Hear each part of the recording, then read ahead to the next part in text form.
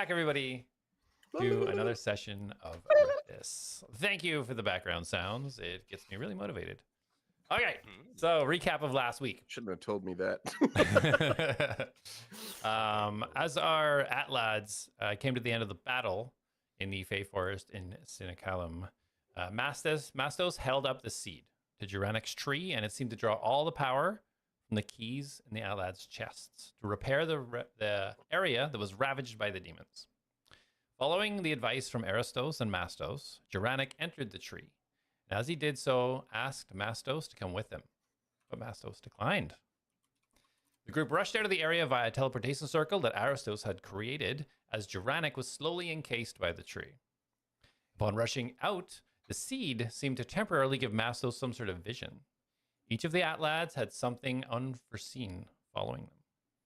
The teleportation spell brought them outside the city. They decided to enter and make sure the rest of the groups had gotten out safely after the battle. Jack headed off to get his Seeker Stones fixed, while Darius arranged a night of fun with some local entertainment. Atlas received a message from Ladmus to meet at the cathedral for a meeting, a debrief, when they could. Darius remained at the brothel, as the rest of the Atlads headed off to the cathedral to see what was going on with Ladmus. And we'll see if Darius is still at the brothel when we return. Through shattered lands and broken sky, the keys ignite, the lost must rise. Bound by fate, by blood, by steel, a world forgotten, a truth concealed. Atlas forged in flame and dust, a heart of gears, a soul to trust. Jack the hunter, silent, keen, a shadow's wrath, the watcher unseen. Darius speaks with silver tongue, a tale half truth, a song unsung. Mastos walks where wild winds call upon, to earth, to beast, to all. Atlas rise, the night is long, through fate and fire, standing strong. Keys awaken, shadows call, one by one the mighty fall. The mighty fall.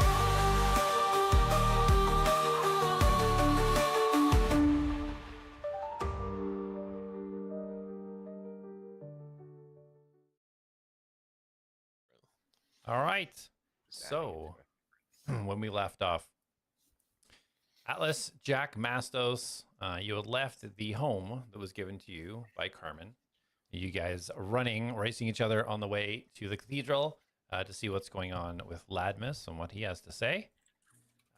Darius, we go to you, sir. After some time within the confines of the beautiful home of your entertainment, you've since spent some time, you've had some fun, and you look over and the tiefling that you're with is now asleep on the bed. What do you do?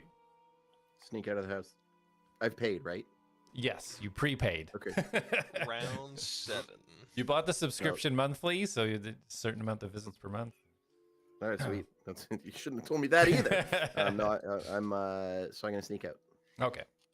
All right. So as you kind of gather your belongings, you check, you make sure in your bag nothing's been taken, and you slowly slip out through the broken door that Mastos and Atlas's head was poking through the night before, and you manage to quietly unlock the doors, hearing no movement from upstairs, and slowly close the door behind you. Quietly, roll a sleight of hand.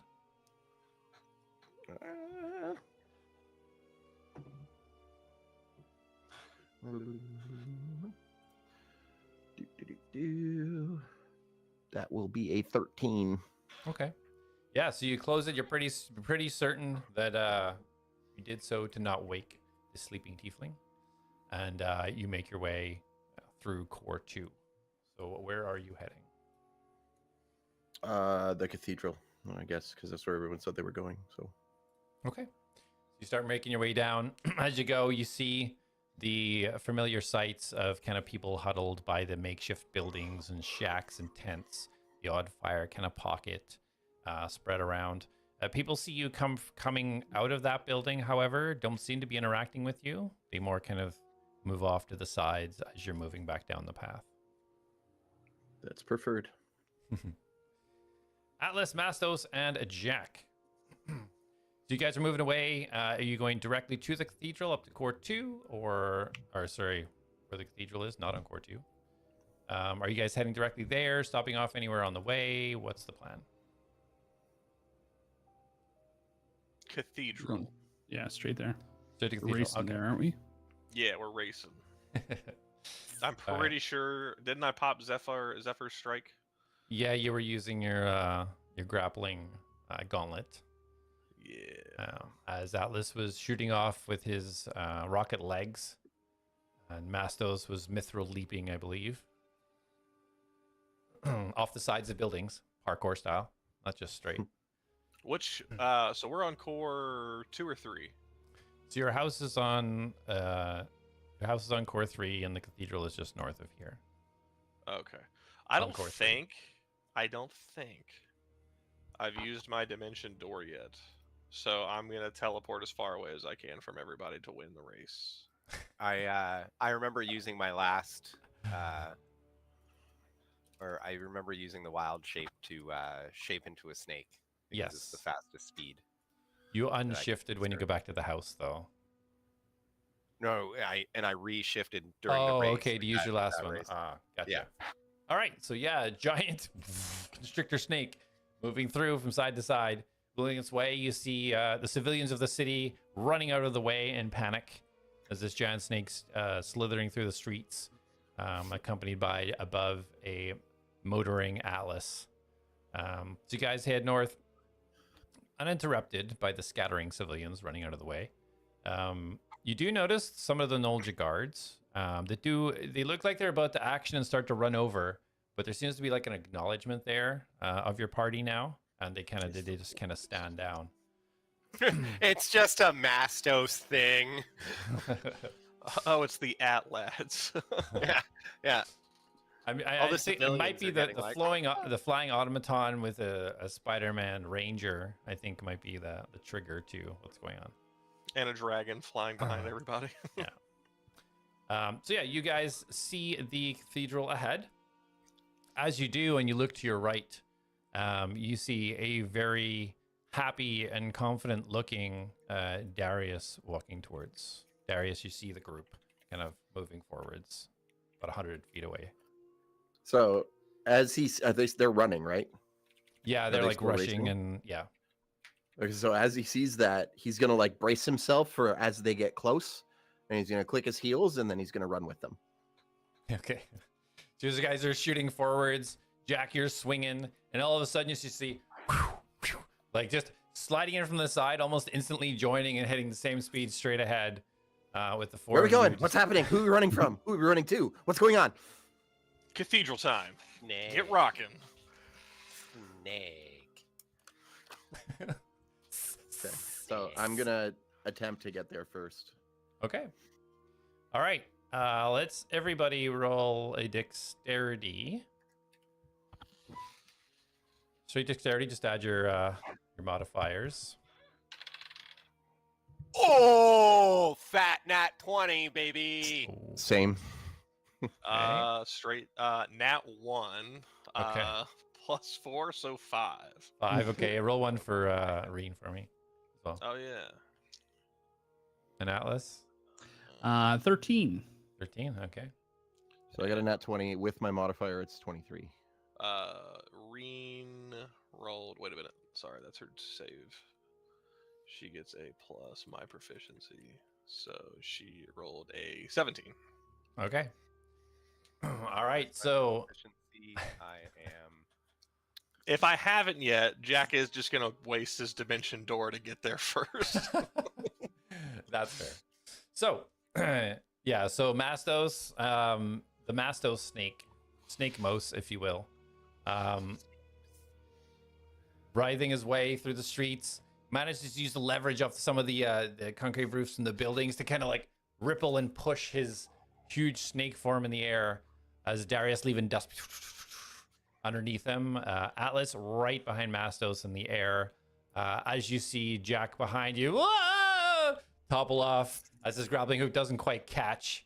Reen sweeping down to catch him as just and appears on the steps of the cathedral, just tapping his fingers together, waiting for everybody to arrive. As you arrive at the cathedral, there's nobody on the outside of it. You do see the perches you remember previously, with the kind of the crosses on it where the ravens would land for the messaging. But there doesn't seem to be anybody standing outside right now. What do you guys do? Jack leaning on the door frame. Took you guys long enough. Don't acknowledge the sound of me almost falling out of the air. Mm-hmm. Snake. Snake. Are you staying as a giant constrictor snake right now? Yeah. Okay. I coil up myself and snake. All right. What are you guys doing? You're all now at the entrance. The small steps going up into the cathedral with the double doors are currently open. You can see inside. The lights are all lit. I go forward as So Snake Mose. Jack's just gonna walk in. Okay. Why are we here again?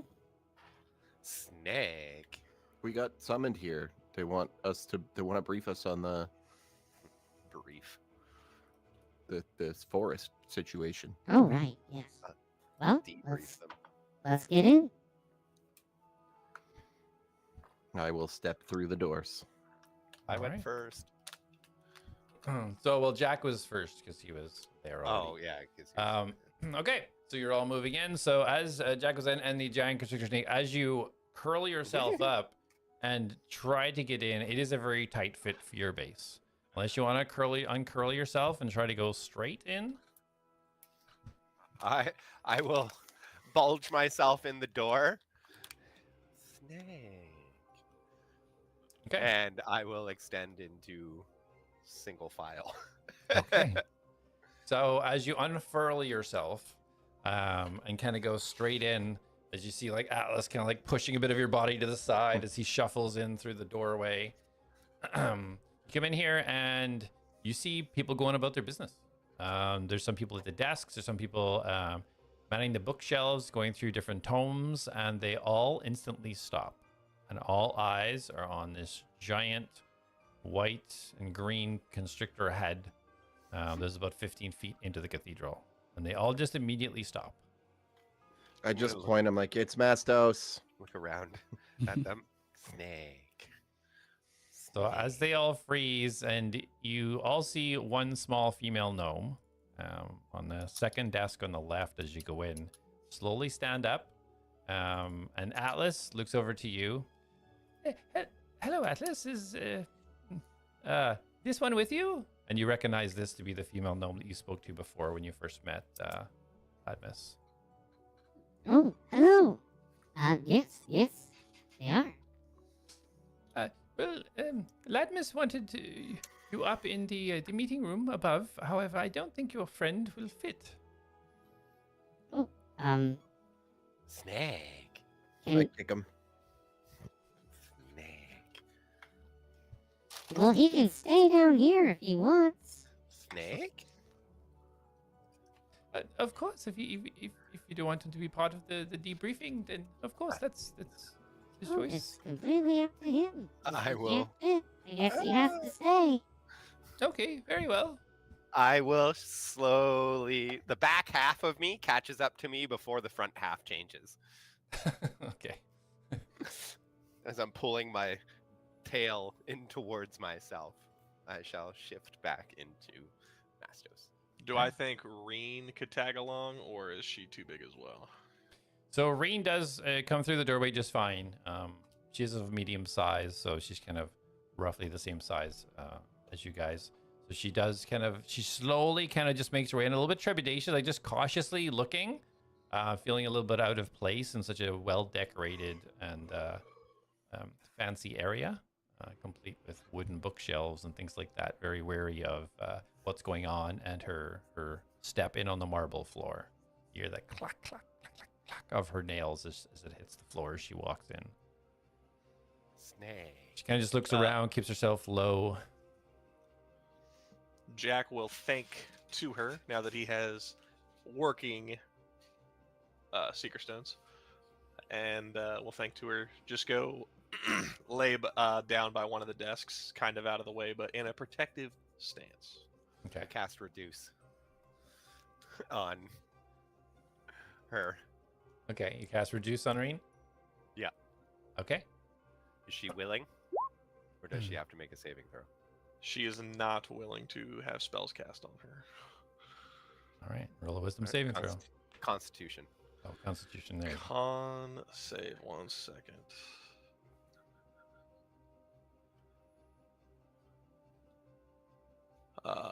Natural 19, but she gets a plus. You don't need the plus. You're already past Yeah, the you're right. DC. Okay.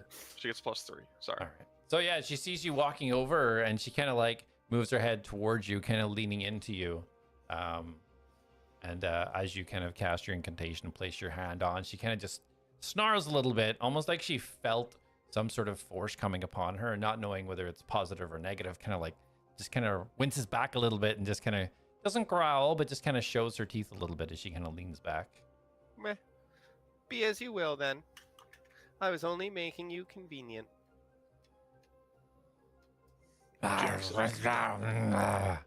Jack, you hear her say, and I think Alice, wasn't it? Didn't you know Draconic as well? There's somebody else in this group knows Draconic. No, I don't think I. Okay. I don't think I do. I know. What do I know for? I think I may have understood it with like the comprehend languages at one point, but I don't Okay. actually know Draconic. Where Yeah. does it show your languages? Your Under language. your armor and language. weapons and all Right. that. Oh yeah, common and celestial. Okay. So I So speak Celestial. We So all Jack- speak Celestial. I don't you speak hear- celestial. you hear her say, can you tell them to tell me if they're going to do something? And Jack will look at Mastos. Let's not cast spells on Reen unless we get some approval. Thank you. Noted. I will not heal Reen unless I ask for permission first. In the heat of combat, I think it's different, but not when we walk into a cathedral. I was only making her. I will cast It- Eldritch Blast on Reen in combat. Bro. I will She cast takes it willingly. refuse. So, Master, sorry, you're casting reduce again? No, Is that what you said? Okay. no. All right. So you watch as Reen just kind of, she looks around and she sees the first desk on the right is unoccupied. So she just kind of slowly keeping her body low, and you can tell that she's purposely making her body look smaller, bringing her wings in, kind of keeping herself low, and just slowly goes over to the first empty desk on the right and kind of just curls between the desk and a pillar and just curls down. Cautiously, kind of just when the arms under, just rest her chin down and just kind of watches what's happening. Perfect. And then the female gnome perks up again. Okay, he should fit a little bit better now. Okay, follow me all, please. Follow me. You can all go back to work. Everything's fine. She points back to everybody. Everybody kind of like, you see almost like a sigh of relief. And then they start going back to what they're doing as she escorts you guys to the set of the stairs on the southeast corner of the cathedral. Have these people never seen any like wild animals before? Not a giant snake within the cathedral. It's quite a sight. Yeah, I mean, if the snake was aggressive, you would have known the moment it came in the door. It wouldn't just like casually stroll in, just so you know for the future.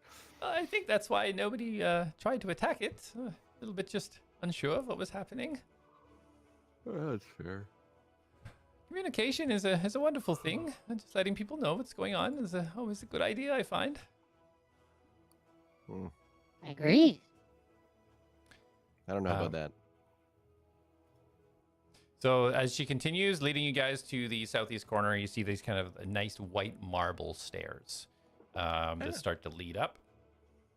So as you follow her up, the marble stairs starts to turn and kind of twist a little bit, and it turns into wooden stairs. So this, you walk for about 20 seconds or so. It feels like a very long time to be going up a twisted staircase within the cathedral, seeing outside how tall it was. But she does continue and lead you all up there. And she stops when you come to a door. And this door, also wooden, has a keyhole dead in the center. She turns around to you all and just addresses you. Please ensure to deactivate any spells that you may have active on you at this time, please. I take off pass without a trace if it's been an hour. Okay. Yeah, If it you hasn't deactivate been it. an hour. Okay, so you kind of nod your head and you bow your head, not knowing if you deactivated a spell or not, but you look like you did. Items with enchantments with magic are to be expected. Just no direct connections to the weave, please. Jack takes out one of his the bolt out of his crossbow and he puts it in his pocket. We'll Any deactivate else? the boots.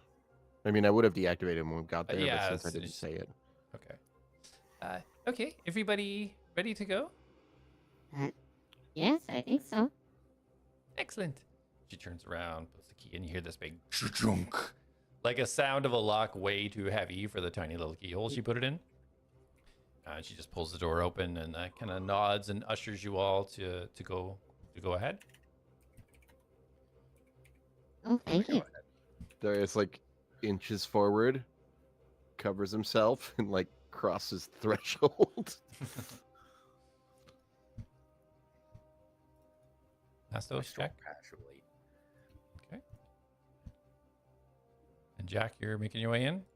Yep, Jack walks in. Okay. So you guys walk in, and she comes in behind you and pulls the door closed, and you hear the big chunk of this as you turn around to see on the other side of the pretty basic looking door is a massive contraption of cogs and metal kind of slats all interlocked that seal this door. She hangs the key back over her neck. Okay, everybody's waiting upstairs. Follow me. And her tiny little legs kind of like squint past you all and lead you up about another 20 seconds or so to the top of these stairs. So as you reach the top, you start to see this large, clearly a meeting room, a massive table in the center, set on a metal flooring. As you're going up, it's a wooden on the stairs, it's wooden on the paneling. Everything's wood except this massive rectangular metal area in the middle. And you see numerous bodies sitting around the table. You see this blue glow that is coming not only from the lights along the edge of the room, but these four large blue, almost pillars, but made of crystal on each of the corners of this metal flooring. And as you guys get a little bit closer, you start to see some people you recognize. As you walk towards this kind of metal area, you see down the table on the right-hand side, you see Aristos is sitting there. Beside him is Jasper, Arik. You see Ladmus standing at the head of the table, and you also see Carmen down on the left-hand side. You see a figure on the northwest corner of the room. He's on the metal plating as well, but kind of just leaning against a strange-looking table. You don't recognize this person. And then beside Carmen, on the left-hand side, there is a sort of fully plate-armored individual. Helmet kind of like pulled back so you can see the face is exposed. And a person standing behind him, again, fully armored. Kind of sword and shield kind of hung over his back. They all seem to be having just a small generic conversations to each other. They don't seem to be having any sort of directed conversation at this time. Jack will walk right towards where Carmen, she's seated. She is, yes. Jack will walk like basically right to Carmen. He'll beeline to her, and then as he gets like right to her, he's gonna bow at her and be like, "I hope Reen was of service, and glad to see you safe." As soon as you walk onto this metal plate, these small blue glowing lights start coming from two of these pillars, left and right of you, these crystals. And this blue light immediately starts moving all around your gauntlet with the arrows. It immediately starts moving around it and almost trailing and follows you as you walk towards Carmen. And as soon as that happens and you go to approach Carmen, Ladma speaks up. Hey, excuse me, if you could just deactivate your magic there, please. This area is a little bit more constricted and protected to ensure that the communications is secure. Yes, if you don't mind deactivating that, please. Jack looks very confused. How do I turn these off? Well, whatever spell you have cast on it, if you could just deactivate it, please. Regular enchanted items won't trigger this. This is a detection of external connections to the weave. If you could just whatever that is you've cast on it, if you could just deactivate it, that'd be great. What did you cast? I think, and I'm speaking to Ladmus, I think based on his response to what you said, he didn't cast anything on it. Very well, if you could just please remove it and leave it on the bench over there. And he points out to an area outside of this metal plated area where there's a bench right beside the stairs that you came up. Is it just my crossbow?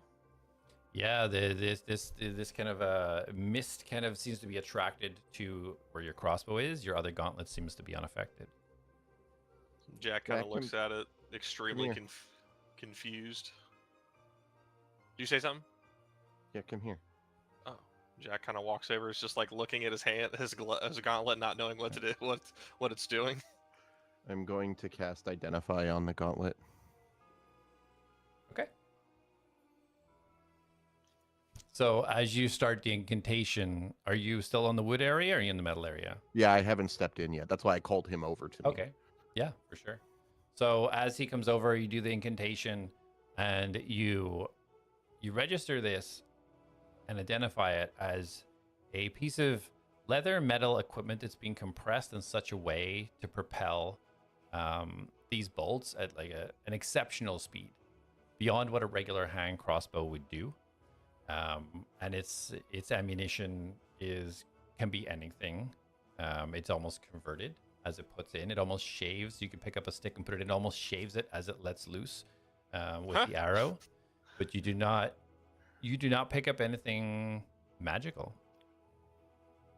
Interesting. This thing is exceptional. And the only thing I would say that is like mechanically that is more impressive than this, and as I point at Atlas, and I don't know a lot about it, but Not really. that's crazy. And then I pull out the bag of holding. I'm like, stick it in here. Should be safe in here. Jack pulls the gauntlet off and sets it into the bag of holding. And I'll put it back into my shirt.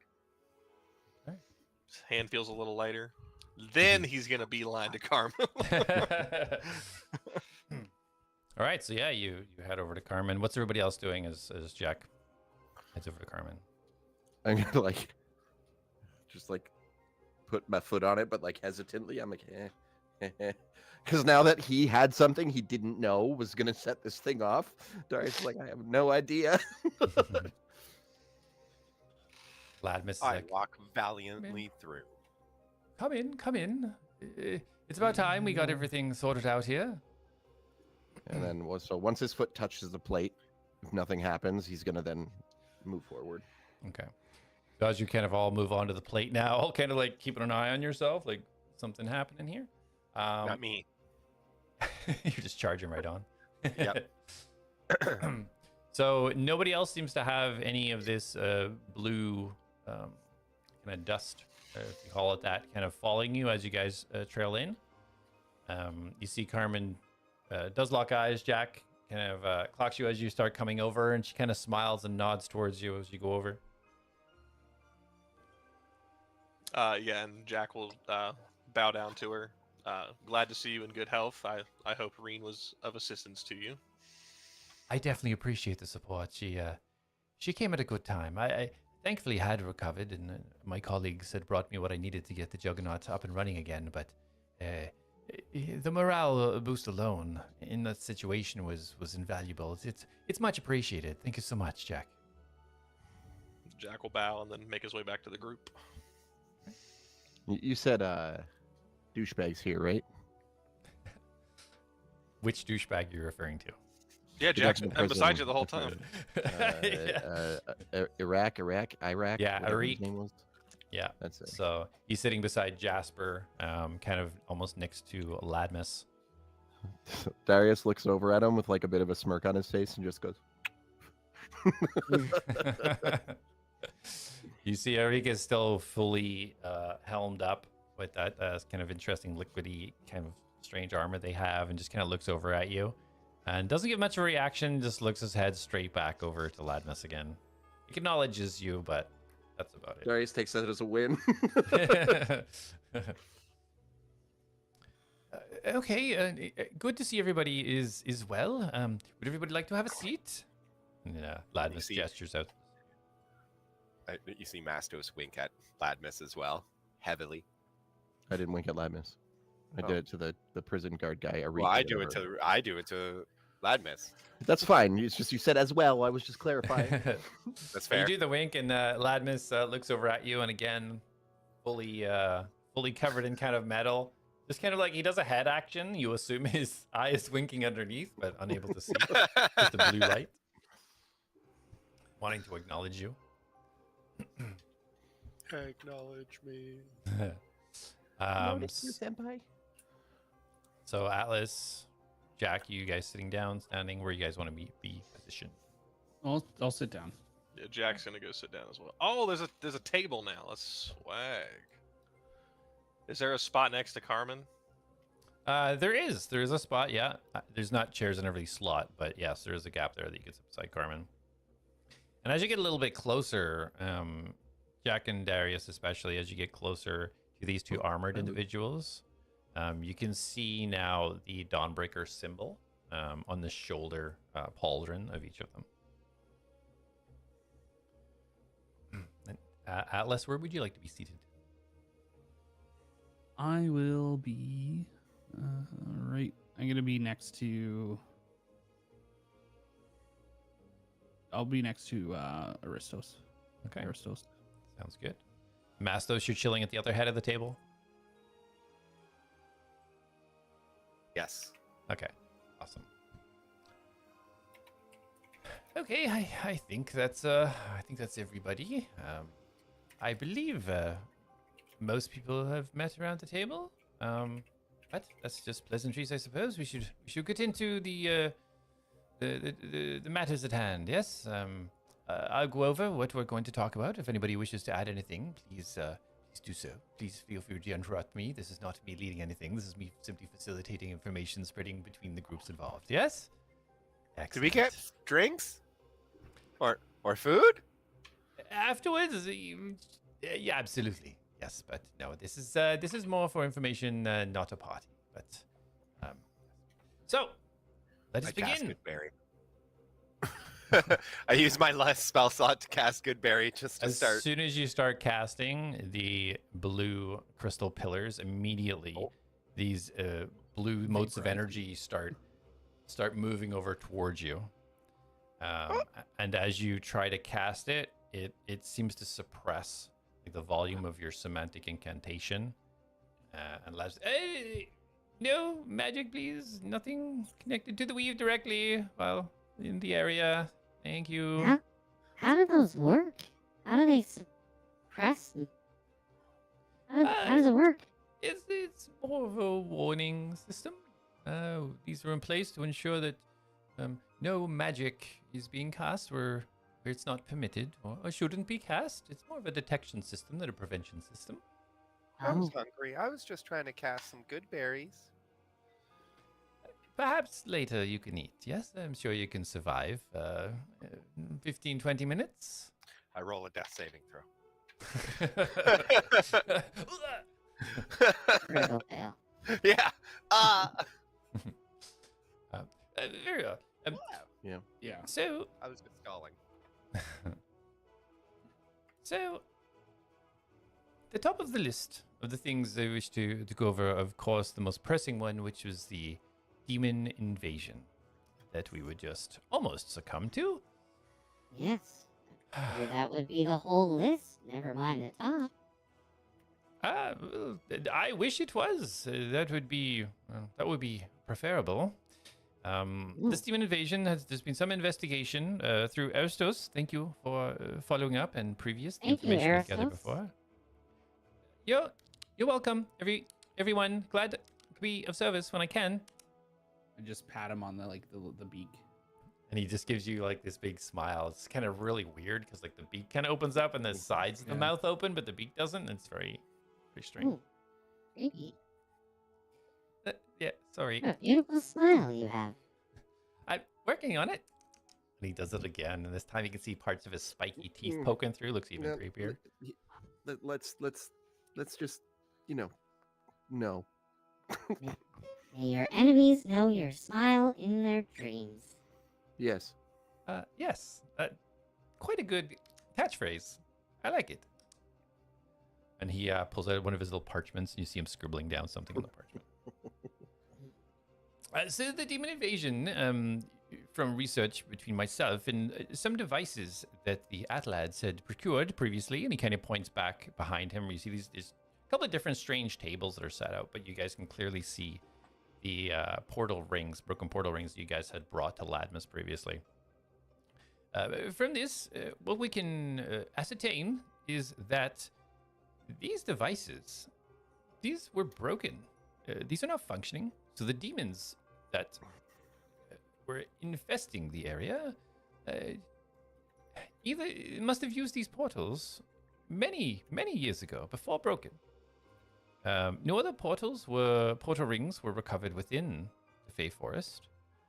And so what our friend Aristos has ascertained that the residual, the black sludge, we'll call it, that was found and tested previously was actually somehow the remnants of demons that were there before, and something triggered these remnants to reanimate and become what they once were. That seems to be, between our investigation, the most plausible explanation as to where these demons came from through all these years without any type of attack. And we're grateful for this information. We are a little bit unsure how this could have happened.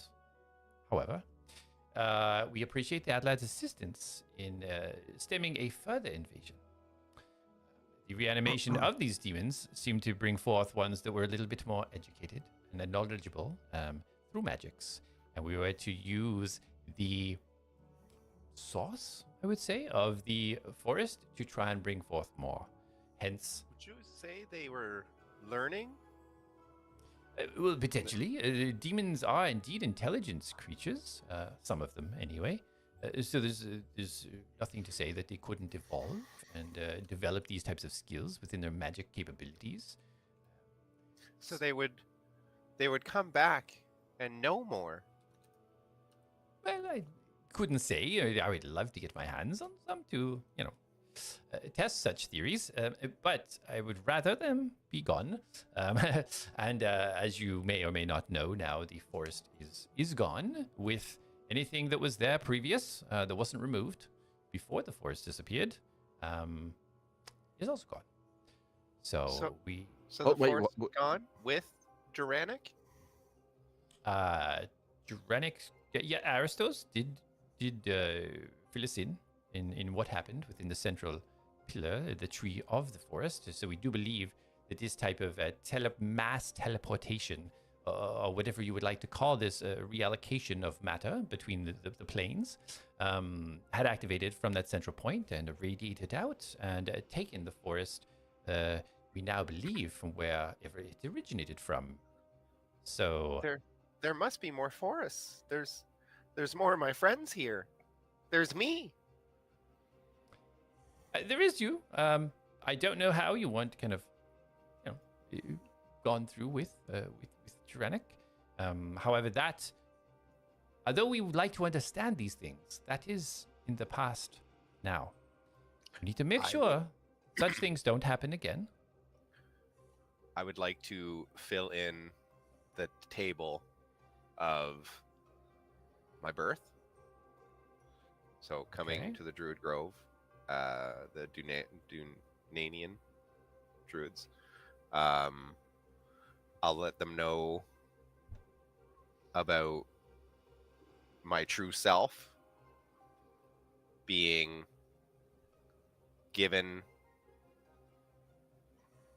something that may power these teleportations or in effect cause them, and I want it to be vocalized that I think finding these Fey forests is something we should be looking into, or they should be looking into if they haven't. Okay, so as you start explaining this, as you're referring to, you given this this thing of kind of power, you're watching out for and such, Arik almost cut you off. And so it was them. They were the ones that brought this thing, these outsiders. We were fine for so long, and they come and they bring this thing and reanimate these demons. I told you. Carmen, Lamus, you're too soft. You've You don't need uncovered our insiders here. plot. We came here to destroy your city. Ha ha ha. Obviously, we weren't. Why would we kill them if we brought them I was here? fighting demons. I kill them any chance I can. Did I I was say fighting you did it for on my purpose? Did I say you did it on purpose? No. You buffoon. world. Who's to You say said you we didn't brought bring them here. us here? Who's We to didn't say bring your them. world, your people brought us here? I Please. never wanted to come to your world. I was happy. Frolicking, Faye. Maybe they're right though. Maybe we did bring them here. How? Well, when you brought me back.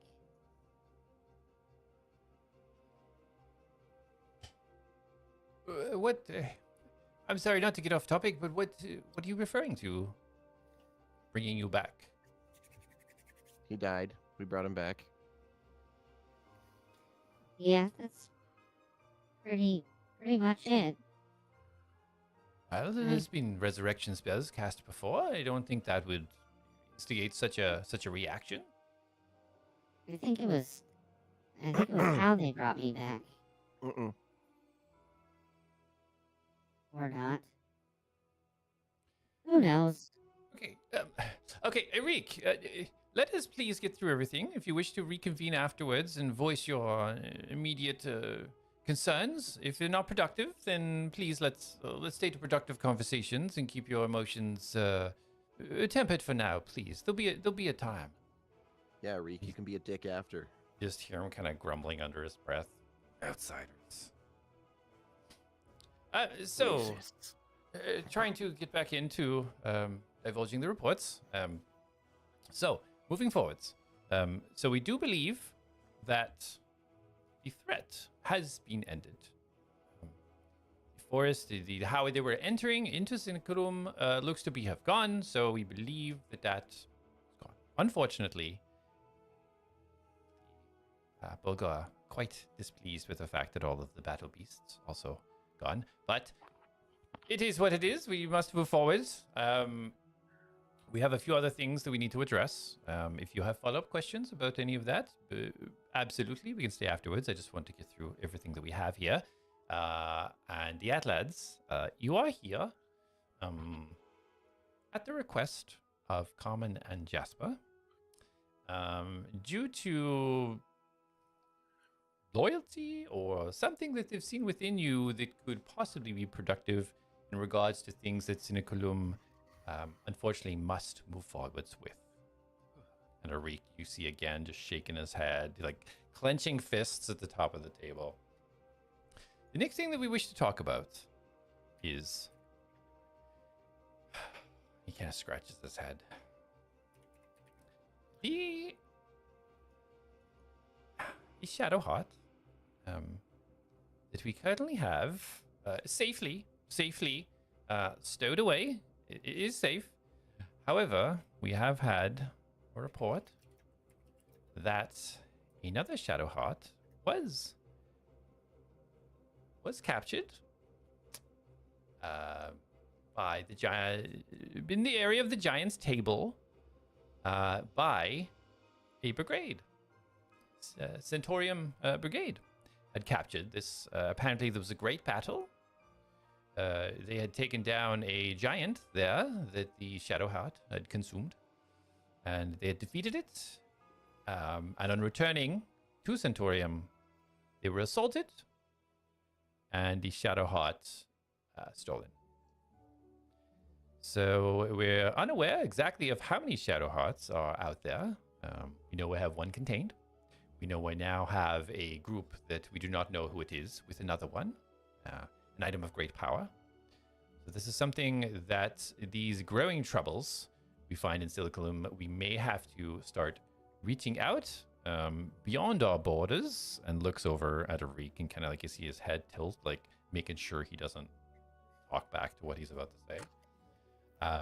And with some of the skills of people that we have, and you see him kind of nod backwards towards the gentleman that's kind of leaning against the back table.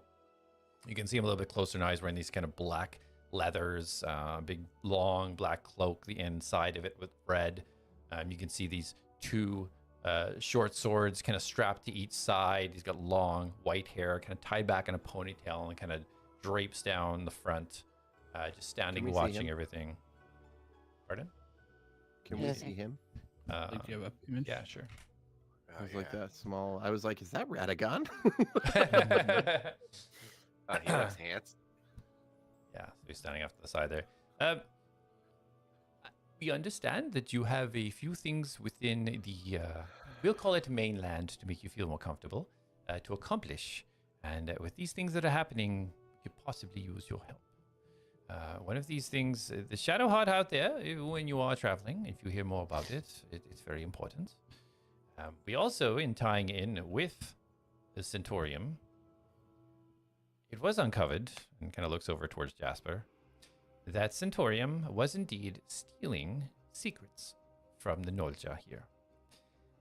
This crosses boundaries that have been set up for years, and it is scary to think that these people that are supposed to be looking after and pushing forth prosperity to the people, that may be doing something untoward. So you can see no representation from Centaurium here, as he points around the table, due to reasons like this. Another thing. Barry lets out a sigh. He's like, all right. I suppose we should come clean with this. We saw yes. 5 orbs come out, right? Colin? It was 4 purple and then the one. Okay. I'm pretty sure. I thought it was 1 purple for each sphere, but if it was just the 4, okay. Was it 5? I'll have to look that up now. You've got me doubting myself. Clearly very important to the story. Yeah. Tim, you weren't there. How do you know? I watched episodes.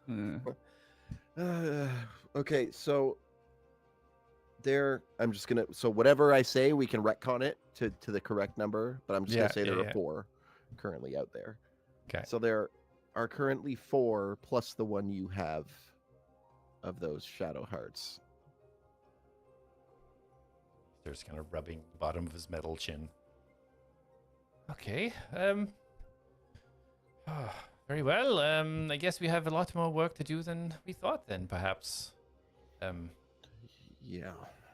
Okay, very well. And you see him start making some notes. Okay, well, let us move on to more terrible things. We have had reports. We were visited. Yes, unfortunately. That's why we wanted everybody to be here, so that we could kind of share any information and try to get a jump on whatever we can. We got information, and of course, you would know this already, but sharing it with everybody here. We had a visitation from a new representative from Vimoria. Vimoria City has been kind of released, we would say, from the clutches of its previous owner, and a Felix Tinkerspark had come to open up trading and communications from the city. And so I wanted to bring that news to everyone that it is now open for trade. They have cleared out the mines fully, reopened, and started mining there again. So Felix was here? Indeed, yes. Felix Tinkerspark. I had conversations with him before he Is proceeded. He still here? No, he didn't stay. He stayed one night just to converse, set up some kind of trade routes, discussion from possible hiring of workers, and headed off to, what was it? I think Durham was his next stop, I believe. Oh, did he leave a note? Or did he ask for any of us? You may not have known we were here, dude. Did not, actually. I apologize. I was very excited when he brought me all the information. I didn't even think to connect the dots. I apologize for that. Yeah, Felix is an Atlad. He is. What an exciting thing to know that there was more of you. How many is there in total? Are we going to have another swarm of Atlads coming through? Oh, no. No, that's it, actually. There was one more, but he died. Oh. I'm sorry for your loss. I wasn't aware. Apologies. Yeah, well, his death did kind of contribute to us saving the Mori City, so. Yeah. Well, I mean, we don't know if we actually really knew him. Well, sometimes there is victory within the saddest of things. I apologize for the loss, but it sounds like it was not in vain, at least. Yeah. Well, we don't actually really know. Don't know Could what. have been. Is this relevant? Is this relevant to what's happening? Dorhan? You hear Arik Sounds just like him. kind of yelling out. Yes, No, Arik, I just- apologize.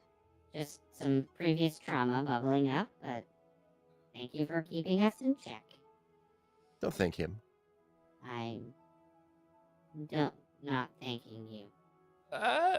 Okay. Let's settle it down. So again, a few things going on.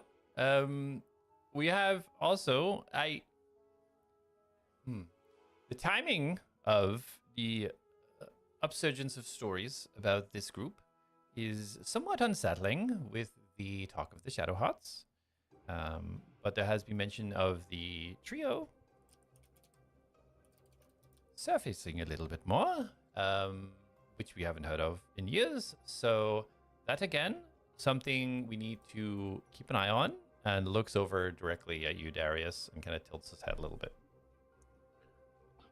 What are the trio? Yeah, what? Well, I'm sure you're aware of your father, yes?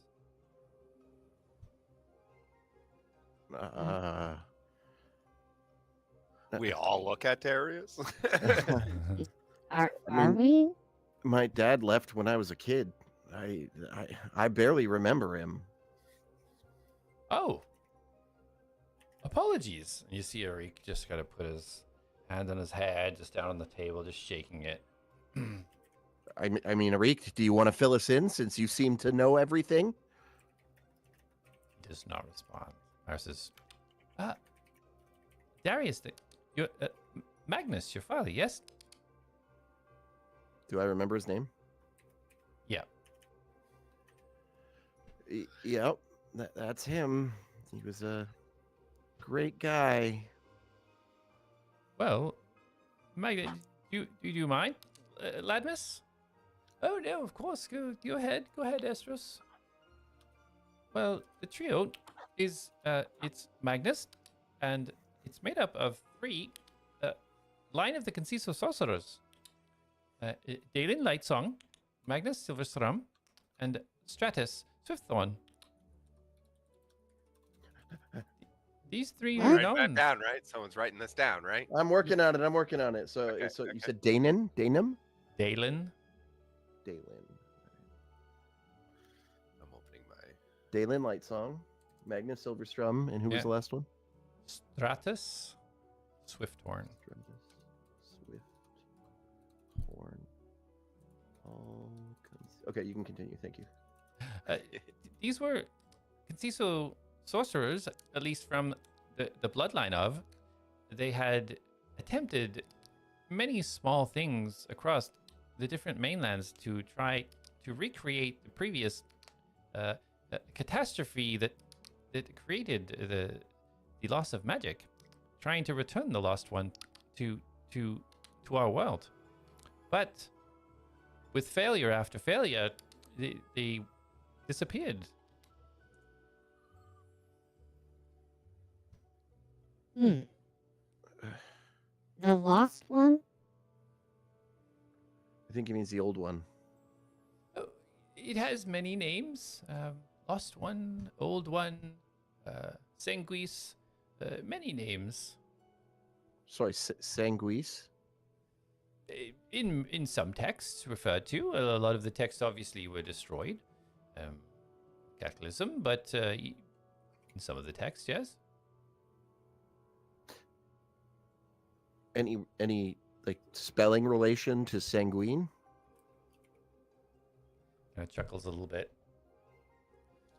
Well, if you believe the stories, they say that there was battles across the lands, and when Sanguis was wounded and the blood strewn across the lands, when he was vanquished, the blood turned to stone, and the power stored within it, hence the sanguine.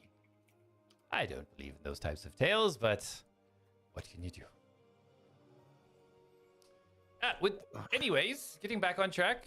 If Right, you wish sorry. to follow up, then I know everybody has things to do and responsibilities within the city, which I appreciate everybody doing what they're supposed to do and taking time out of the day to come and debrief all of this. So yes, that we talked about. I believe that sums everything up. And he turns to Carmen, and Carmen kind of pushes the chair back a little bit and kind of stands up. I do want to say a great appreciation goes out to everybody around this table and some that couldn't even be here. The Dawnbreakers coming to our aid while you're here. I know this is sometimes a little bit against what you do in regards to stepping outside the boundaries of the main land, and we appreciate it. The Atlads coming here regardless of whether something you brought had instigated this or not. Regardless of that, you helped when you didn't have to. You could have left. And since you've been here, you've helped us solve quite a few things that were left as question marks for us. So we appreciate that. I just wanted to make sure that everybody knows that whatever happens here forwards will be with the positive wants of everybody that is here today. And thank you again for everything that you've done. And please stop by before you leave here. There's a few things that I wish to give to you before you leave. And she pulls the chair down and sits down. Who said that? Sorry. That was Carmen. Oh, okay. Okay, that's kind of the official debrief of everything. As I say, the main thing being that the immediate danger has passed. We just believe, Carmen and Arik, that these severe intrusions from not only Centaurium but other unknown powers that be need to be addressed. Even though it's outside the limitations of our city, I think it's time Ciniculam and Enolja started spreading a little bit and doing what they can to help the outside world. Arik. Yeah, Arik. I think that's a great idea. Helping people is one of the greatest things we can do with our time on this plane. And that's what I like to hear. Positivity breeds positivity, Atlas. For sure. Very We're well. happy to help in any way we can. Excellent. I'm happy to hear that. What is, before we dismiss everybody here, what is the plan for the Atlads? Oh, Eat and sleep. yeah, I don't that think sounds that great. I don't think they mean immediately, Mastos. We are going to. I don't know if he'll be accompanying us, but we'll be going to where Aristos is from in the mountains to visit their tribe leader. Ah, yes, Arokan. Cal would like to definitely meet Mastos. Yeah, that would be great. We also need to deliver that letter. Yeah, but we have to go to Centaurium for that. I don't know. Current state of affairs, Centaurium might not be the best path for you all at the moment. And Darius kind of looks at Jack while they're saying that. What is your current demeanor? Okay. Jack, are you there? Yeah, you're good. Oh yeah, very good. Sorry. I don't Oh, know you if had that it muted, would. didn't you, Colin? I had muted. You must have disconnected and hear you the reconnect, whole so you're time. muted. Yeah. It's my. Does that have me muted on the? No, we No, can all no. hear you. On It's this, just on me. well, on the stream, he would be, no? Yeah, the stream you would be as well. Yeah. Yeah. No, well, If you guys do disconnect, just let me know because I gotta unmute you each time. So. gotcha. Jack is like very kind of straight faced listening, but it is evident he's very bored sitting in a meeting that was like all straight talk. But he's just very straight faced right now. Just with and in touching with that, perhaps you should make sure to not flaunt the keys within your chests. You never know who you come across who will be with or against Centaurium on the mainland, and it's something perhaps just keep under wraps. Okay. Very well. Unless anybody has anything specific they wish to bring up at the moment. Looks around the table at everyone. No, I think that's. I do. Oh yes, And go ahead. And I look Mastos. at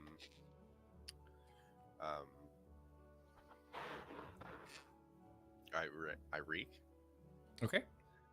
and are we not worried about demons in the Fey Forest built around your city? I mean Aristos, right? Aristos. Okay, yeah. Oh yeah, Aristos. Yeah. No, our city is not as big as this forest, and we were built, how to say, on top of the Bay Forest, so as to not disturb the forest beneath.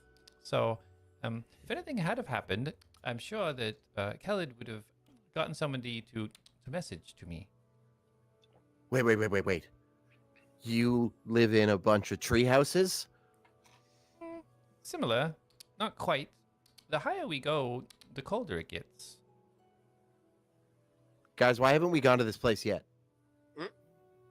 Well, this whole time I was trying to go to Centaurium, but it turns out Centaurium's the bad guy, and that's only been reinforced by the fact that demons and whatever else is going on, and Centaurium's trying to steal information from these people, and I mean, that's what I've been Is saying. that Jack saying this? So it's like you've been paying attention the whole time. yes. And it's like Jack's already admitted that he's like willing to put past what he wants to do to focus on what's going on, but now it's just compiling on more and more that Centaurium's straight villainous. Yeah. It's and it's compiling just- more and more that Darius was right. Jack walks over to the guy that's mad at Darius and throws a platinum piece. Go ahead, butt Darius in the forehead. I don't even have a sword I can fight him with. I can't pull it out here. Oh, I have a question since, I mean, there's quite a bit of knowledge in this room. Is anyone aware of where that goblin guy was? Sunak is his name? Carmen kind of picked up the question. Yes, Sunak. Him and his compatriot Villian, we had sent some people after them. They had headed across the mountains towards the west. But we lost connection with our gods, and not wanting to waste more when we didn't think they were returning, we had mentioned to Jack, if you do happen to go that direction, to keep an eye out. I do have a bone to pick with them. Well, we received a message from them, didn't we? A message. You're right, we did. And what was it? I believe it's from them. Who has the paper? It was a visual message. Oh, it was Yeah. visual Yeah. And it dropped on the out. stone, right? Right. Did right, Jack see that message? No, it was only me and Atlas. Yeah, it was Mastos. No. I will convey that message. Yeah. I want to hear you do it though. Oh shit. Play it. Well, This it's is one not of those my notes. situations I obviously remember, but just so for everybody Here. else, so they can So- be refreshed. Hold on a second, Mastos. Let me write it in the notes. Here, Mastos. I just shared. There you go. Message. Oh, okay. Okay. Yeah. Okay. Well, he came at us and he said, "Hello, you bunch of criminals. It pains me to bring you to this message, but people that helped us now needs our help. Normally, we couldn't care about you. You also have somewhat we want. What they want is your little mean metal friend, and they can be very, very generous. When you get out of that dirt city, seek out the Crimson Ark. See you soon." And that's all he said to us. Yeah, it was very ominous. Are you familiar with the Crimson Ark?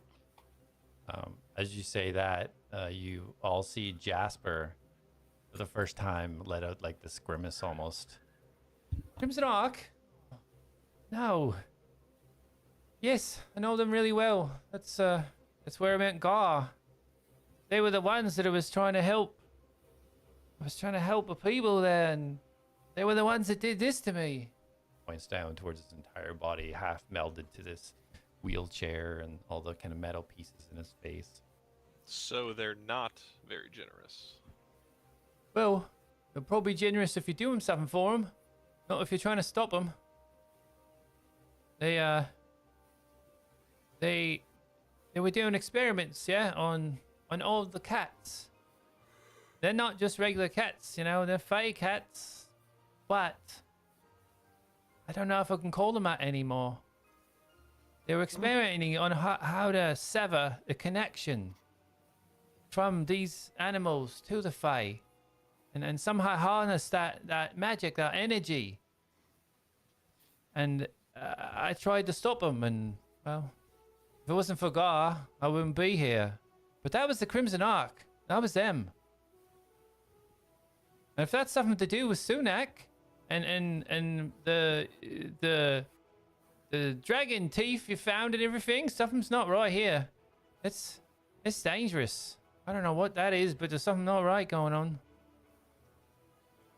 Oh, well, curious. what would they want me for? Indeed. Aren't would. you like a basin of power? I mean, Well, all automatons have power cores, of course. That's how we got the Juggernaut back up and running, was replacing the power cores. What would be so special about Atlases?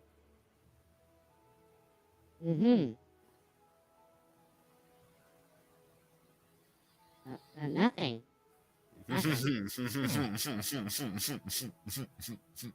That is very strange. Sorry, I Oh. don't know much about automatons. Well, I guess that Yeah. confirms he's still alive if he left you this message. Well, I know about Fae. And if they've been hurting Fae, then, well, we should hurt them. Well, I don't know if revenge or anything is on the plate with so many things going on, but if it's something that is on the way towards your goals, of course.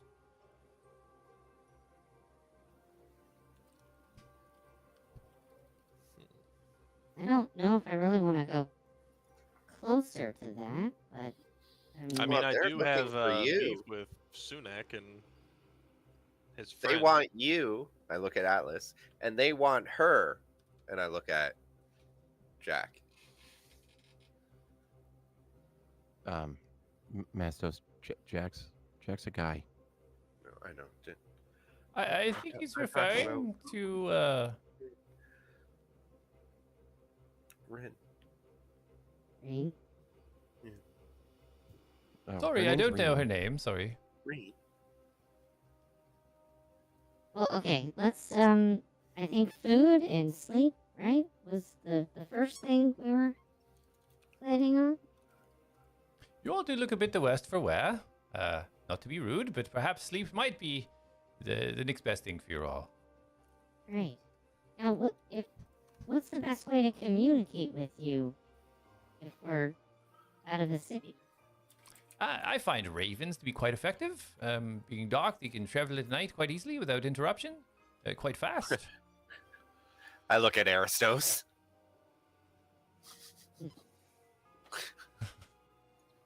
Anything like maybe a bit quicker? Like some stones with magical abilities? Oh, if you have a sending stone, absolutely, you could leave one with me, and then we could communicate once per day. It's a little bit limiting, but by all means, if you have one. I don't. Do you know where there's one that we could get? Well, They're- you need two. they're We quite have rare. one. The other one is in Finmoria City with Jonas.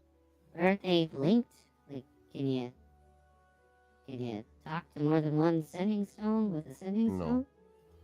So we would It's need like two. they're yeah. That's what I said. You need two. Mm-hmm. So we would need two, Darius. That's what I said. Are your memory banks malfunctioning again? You said we had one, but we need two.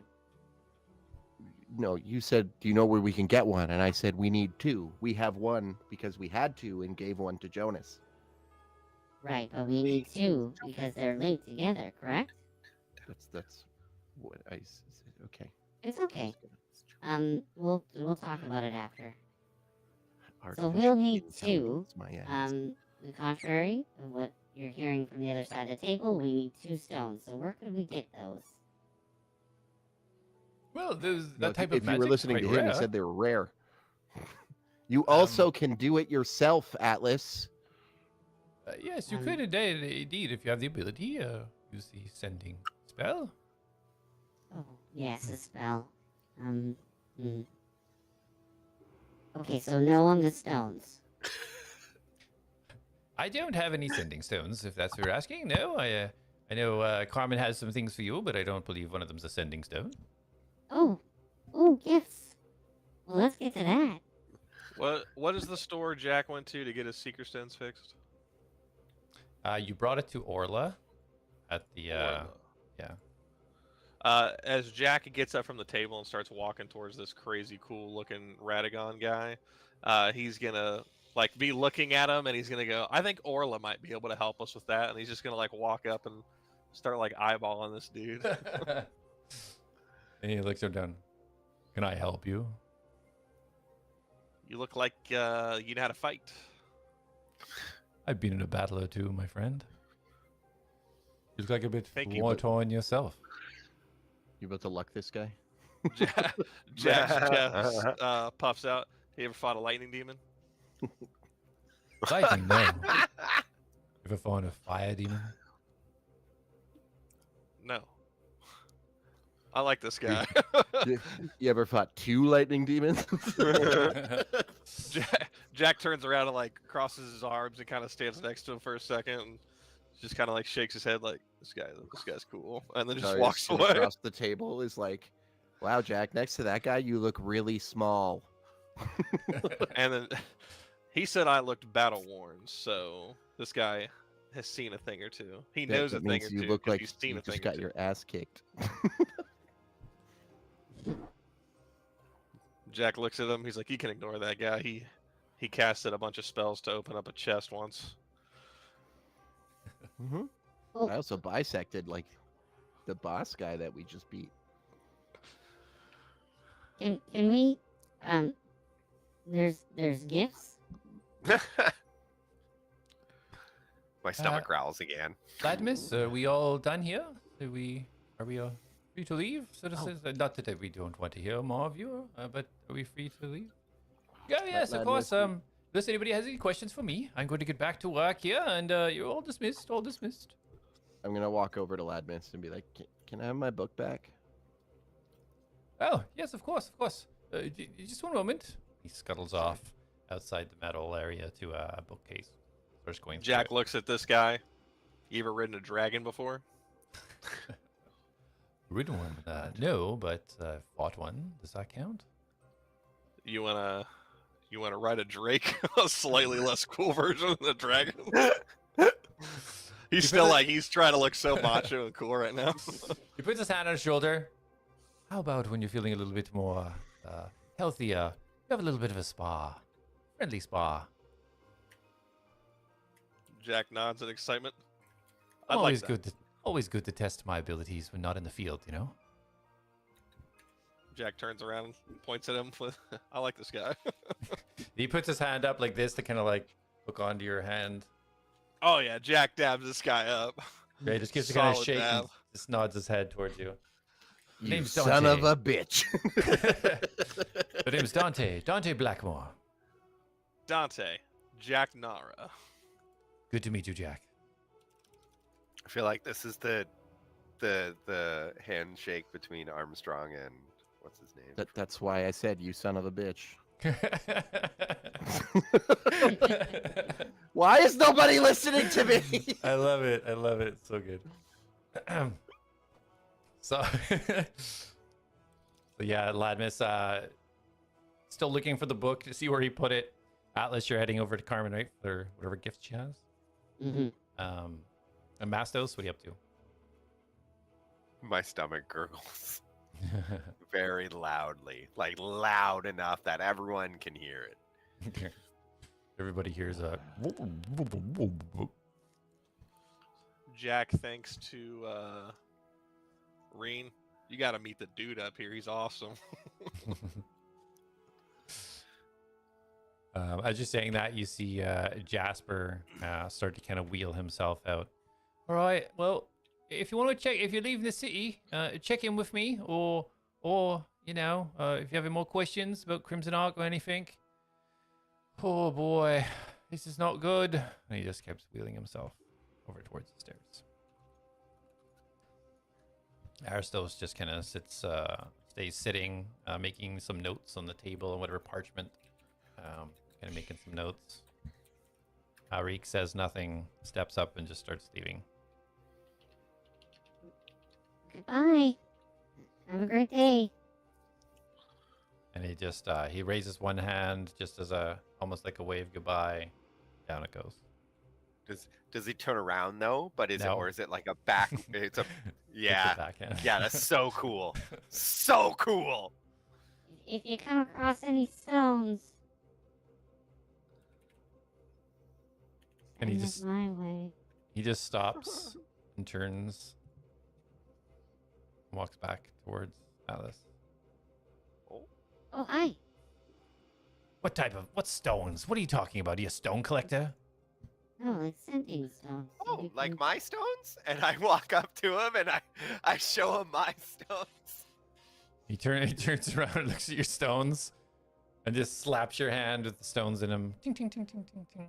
Who hurt you as a kid, man? Why are you so angry?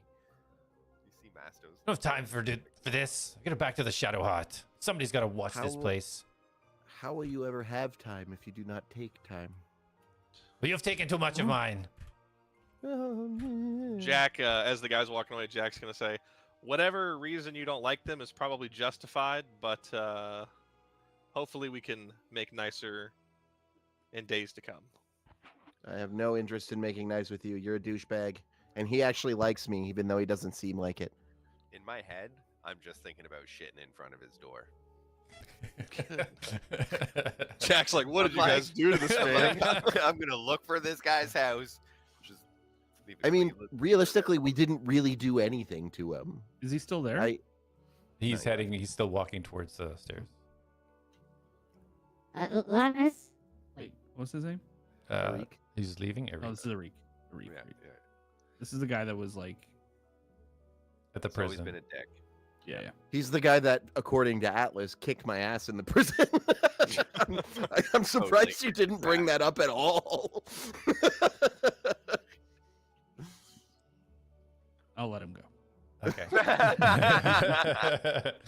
All right. So he makes his way to the stairs and off he goes. So Jasper, as you guys watch Jasper go down the stairs, you can see his wheelchair. You see this almost like dust underneath, almost kicking off the ground under his wheelchair as he slowly glides down the stairs. And Arik, you just hear the boom, boom, boom, boom of the steps as he goes down. How do you guys keep him employed here? He has 0 interpersonal skills. He just loves his city and just wants to make sure that it's as protected as possible. He can be a little bit rough around the edges, but when needed, he steps up to the plate. He's the Donzo of this city, huh? He could be a little bit smoother around the edges. Would make our jobs a little bit easier, but fortunately, he is the most talented cleric that we have, and He yes. heals people? Indeed, yes. That Healing is and caring very for hard to people believe. is, yes, indeed. Yeah, he abuses his employees, just so you know. He does. Probably a war cleric. Yeah, I This heard is- him slap one of his subordinates across the face. Well, that. I don't like the sounds of that whatsoever. I don't like the sounds of him whatsoever, but you know. Well, I appreciate letting me know that. I must look into this. I Mhm, won't you have should. people, assaulting the people in their charge. That's the first I've heard of such action. He can be very. What did they say? The bark is worse than the bite when it comes to Arik. So I am surprised to hear this, but I will definitely look into it. All right. And then as he says, as Ladmus like, oh yes, here we are, and he pulls out the book. Thank you very much. Always a good read. And hands Thank it back you. over to you. Anything you'd care to share that you discovered in here? As I slip it back into the bag of holding. Nothing beyond the original tome that I'd read. There's some scribblings and notes from somebody else who was making some notes, but I couldn't ascertain what that was. But it didn't look like anything special. But I do appreciate you sharing any knowledge you've come across. Much appreciated. All right, thank you. You're welcome. All right, guys, should we go to bed? Well, Oh yes, Yeah. absolutely. After Oh, but the you want gift. presents first, right? Yeah, you are such a child sometimes. Carmen, where are we going to get said gifts? Oh, just come over here. Come over here. And she stands up. As she does so, the Dawnbreaker sitting at the table stands up and pulls his chair out. I appreciate being included in this. The Dawnbreakers always happy to help when we can. We'll bring this information forwards to the appropriate people. Carmen, Ladmus, again, always a pleasure. Let's go, Antic. Let's go. And they You're start heading welcome. upwards. can we count on the Dawnbreakers if more demons show up? He stops. And, of course, you can always count on the Dawnbreakers. If you see us and need support, that's what we're here for. We have no political You- leanings. We are here simply to help people. Do you have like a little badge or something that we could carry to show people that we're in alignment with you? Maybe a stone or something with a little engraving. No, only Right. Dawnbreakers have, and he points to the shoulder pad, have the special armor to indicate that, but all people are allied with the Dawnbreakers. There's no need to be anybody against the Dawnbreakers. We're here to help everyone. Well, we have a habit of being blamed for things before, people realize we're here to help. So I'm just wondering if we can mitigate that, especially when it comes to any outside military areas that tend to police areas. You know what I'm saying, right? I Kind see of what like you're a hey, saying. believe us first type situation. Anything we can be like, hey, we're good guys. I see It what may you're look saying. bad, but we're not bad. I tell you what, if you come across Dawnbreakers giving you any type of hassle, You tell them that Volan Drekel. Volan Drekel. Yes. Okay, yeah. We Tell them that you what? are colleagues of them. Okay. Oh, how do you spell that? That should be enough. Vorlan. Volan Drekel. Drekle. Drekel, Drekel, Drekel, I beat you out of armor. Drekel, Drekel, Drekel. Vorlin Drekel. Must be a Canadian song. And that, lads, of course, I should have said thank you for letting us join you in battle. Not quite in the same area, but nonetheless, a victorious one. Well fought, Yes. well fought. Do you have a salute? Do you have like a special hand salute shake thing? No, we do not. No. No? Oh, we gotta make one. You wanna do one? Wait, Vorlon Drekel, is that your name? Focus. Indeed, Gifts. it is. Yes.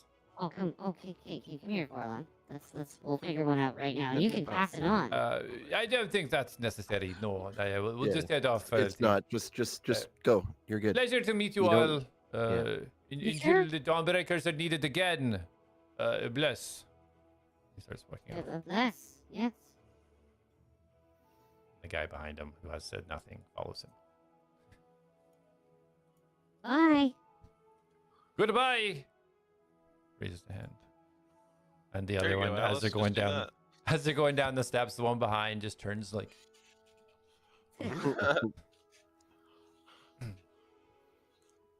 Okay. Aristos, kind of just looking around, still seems to be taking notes, writing on his little pad of parchment. If you don't mind, I'm just going to continue some of the things that I was doing. Feel free, Common, as long as you need. He starts walking over towards Gan in the corner. So, yes, gather round.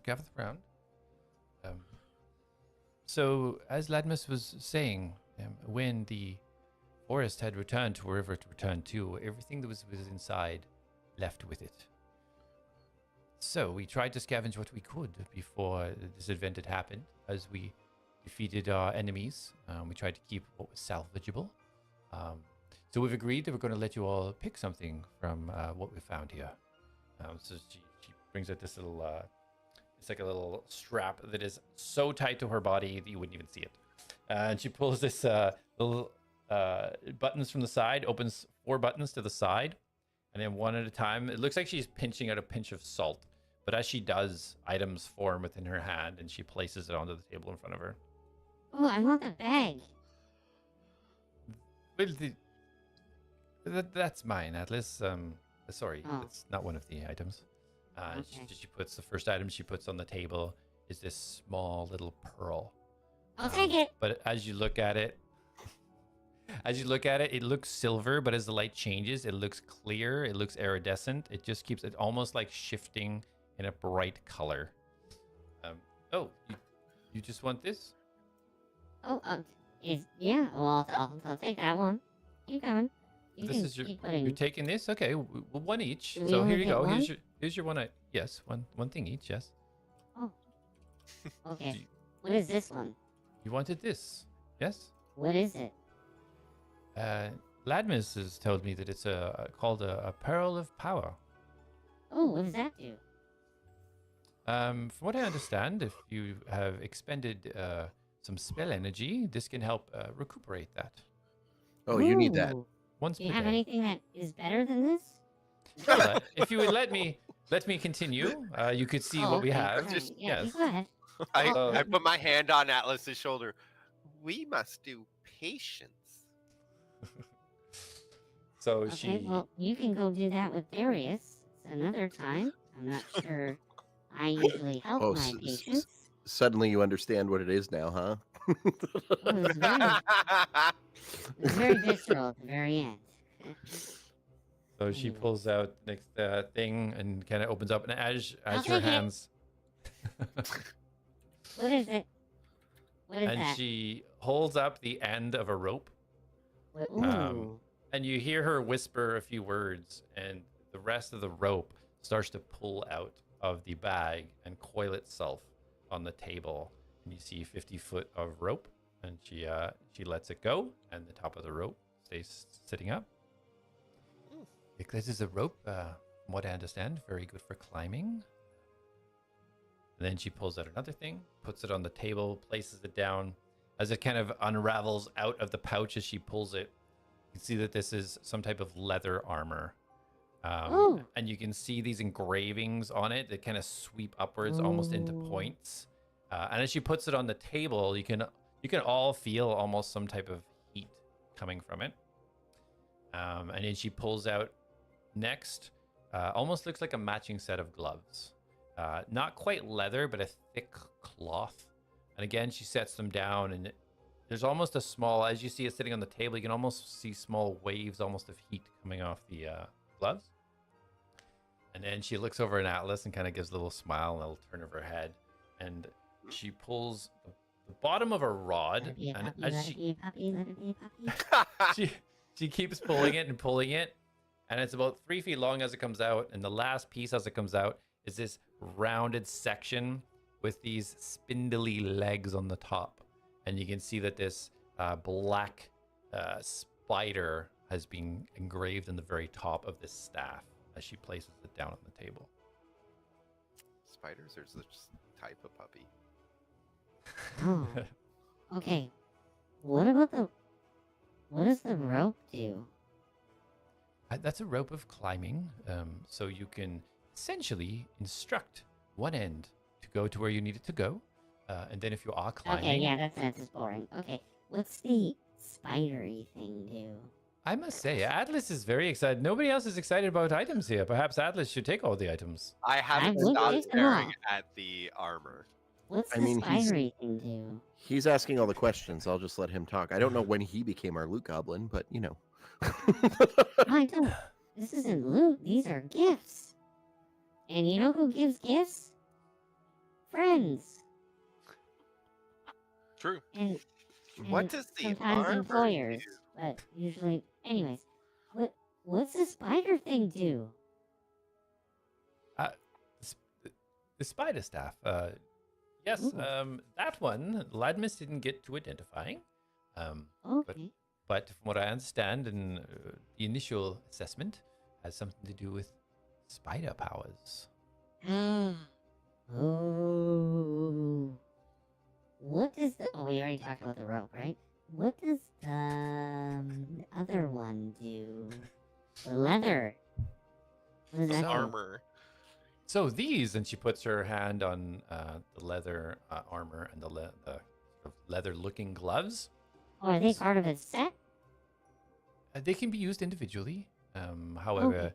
they come from the same type of enchantment. This Ooh. armor, leather armor, is Mm-hmm. slightly resistant to fire damage. Nice. And these gloves, although not resistant to fire damage, can create fire. They can create fire damage. That is a yin and yang situation. I like it. Gloves of blasting, I like to call them. Ah. Any stones? This is everything that we could scavenge, as it didn't need to be used for our own resources. So, more than welcome to Okay. take one item each. I will have one of the gloves. I think They the come as gloves a are in a set. set, buddy. You may have to. Well, It will I'll not- share. I don't need both. It will not function individually. So unless you wish to hold someone's hand while casting the spell, which by all means you could do so. That is actually a great idea. That means I'll have a buddy close to me at all times. Jack, do you want to share the gloves with me? No, I would, because since Jack, you like throwing fire so much, I thought maybe you should take the gloves. Yeah, you can have one, I can have the other, and we can throw fire together. Looking at these gloves, do I think Jack could wear his gauntlets and the gloves? You know that he could not. Could you wear one of them? Yeah, he could. Absolutely. Jack will kind of look to the rope and he'll grab it. I feel No, like I this want would the be rope. better. And then he hands it straight to Darius. I'm the only one who can't get up places. I was just Well, gonna that's grab all- something that I didn't think anyone would want. No, I actually want the rope. Okay. Jack just kind of takes a step back. You guys go first. Okay. I will have the staff of spider stuff. Good choice, Alice. I figured, based on your colleagues here, you might be the best suited for a staff. And, Oh, push it over to you. what does that mean? I mean, realistically, I could use any weapon. Can this get smaller? This seems very cumbersome. No, this is a two-handed weapon. Oh. You would have to. That's a lot of commitment. Indeed. That's what she said. Okay. I don't know. Do I want this? This seems like this is a lot. Can anyone identify it? Not Oh. here. It sounds like a really nice gift from your friend that perhaps you should try out. I know, but that bag you got, I'll trade you this staff. You need just a thought- and bag. I'm, like, You have a pointing- beautiful bag. Look at the engraving I on do, that. I do, but it's cramped in there. And Well, I was gonna say we could go see Cleric okay. and ask if she can enchant it. Well, okay. I can't have two bags? Is this a world where an automaton Well, I is mean, not allowed no, to you take can a have bag? multiple bags. Just stop asking people for their bags. I only want one specific bag, and that's No, the this one is that the makes second it. person that you have asked for their bag. I think it's the same And person, isn't hold it? on. No, the other one was the little gnome, Oh, or And- halfling. And you found the bag, right? yeah. Water genesi, but whatever. Okay, know what well, I'll she is. take the stupid staff then. And I Good just, night. like, You know, Smart Carmen, girl. I don't think he wants anything. You should just keep the staff. Like, That's too Uh, late. Jack, what armor? I'm a type do you staff. wear? Bot now. I mean, Uh, out of the Jack glove, I'm the medium guy that armor. carries the staff. he can only wear the leather. He can't wear the gloves. So it's kind of I think he decided should for have- you. Well, Jack won't take the armor if it's not nicer than his, but if he's going last, he's picking last in case anybody else I've- wants something. I've been staring at the jewel. Okay. Oh, the pearl, the little pearl. Yep. I've been staring at it. I feel I like tell Atlas you should what. have that. Oh, there's a pearl. No, I Very go first for it. Spell slots. I go Very for it. first item. She Go stands up. for She it. puts her hand on the table. She stands up and she backs up. I tell you all what. I'm just going to leave these here. I'm going to make the decision that it's not going to be one each. You can take all 5 items and figure it out between you all. Sound Thank you, fair? Carmen. We 5 appreciate items? it. Yes. There's the gloves, the Yes. armor, the rope, the pearl, and your staff. I want the pearl and the staff. Yeah. So Colin- He's holding. She slowly And the just, gloves. just backs up a little bit as you guys are kind of bickering in front of her and just kind of starts like sidestepping away. I only wanted the rope, so I don't care. I do think that Atlas should have the pearl because, Colin, just to be clear, Mhm. what does it restore? So you can Spell add it slot. in your inventory. It's in D&D Beyond. Search up the Pearl of Power. Yep. And for the essentially- staff, what am I searching up? Well, it's not identified yet, so nothing. Damn it. Staff of spiderness. If we This step is- off, I have one spell slot left. I can identify it for you. Is it the legacy or the not legacy one? I only well- ask because there was a significant difference with the cloak of Legacy. invisibility. Legacy. If there's ever an Alright, option, well- it'll always be Legacy. Okay, well, who wants the spider staff then? It's just so big. Like, can I we- can already turn into a spider. Can any of you do the same? I can crawl around like a spider. So, I mean, just outside of the game, this item will not restore your wild shapes, Tim, if that's what you were hoping for. And it can only Oh. restore up to a 3rd level spell. No, Yeah, he just wanted a shiny pearl. I understand. There's things that can happen and do with this object, but you I just want the staring at object? pearl. Yeah. I didn't know if you wanted it for because Corey And is that's- always complaining about being out of spells. To be fair, I have less spell slots than I always go to sleep with at least 3 spell slots available. See? Yeah, and I have like none. I All right, literally haven't so- used my spells before. All right, so Carmen is shuffling her way out of the room. You Backing away guys, slowly. this little pile of items. Have you guys confirmed who's taking what? I'm just taking the rope. That's it. What is the Okay. rope called? I'll add it to my inventory. It's called I'll Rope put- of Climbing. Okay. I'm gonna go. I'll go take the. I don't know. It's up to you. I don't care. You'll either get gloves, right? Or I'm a not gonna take the staff. gloves No. or the leather, so it's either the gem or the staff or both. Okay. Well, the gloves are. You've already said they're gloves of blasting, right? Yes. Yeah. So they cast Scorching Ray Yeah. as an action with an attack bonus of 5+ once per day. Yeah. So those are the gloves. Those are dope. I can't cast that in wild shape, so No. it's either pearl or nothing for me. Okay, so take the pearl then. What is the armor? I don't think we've just established that. It's an Fire armor of resistant, I'm fire sorry. resistance. It's just armor of fire resistance. Leather Is it version. medium? It's leather. Which is medium. Is it like a +1? It's just resistance, isn't it? I feel like it's not going to be better than. You just give me. So, well, for now you can take it. Whether you attune to it now or not, you can decide later, right? So Atlas, come step onto the wooden floor with me, and I will identify your staff. Okay. Bye, Carmen. Thank you. Bye, Thank you, bye, everyone. Carmen. Again, your efforts are appreciated, and Yes. we'll be in yes. touch. Super appreciated. Dude, we just got 5 magical items. I get So- that they weren't exactly what you wanted, but So who took? So the gloves and the armor have not been touched. I only took the rope. Yeah.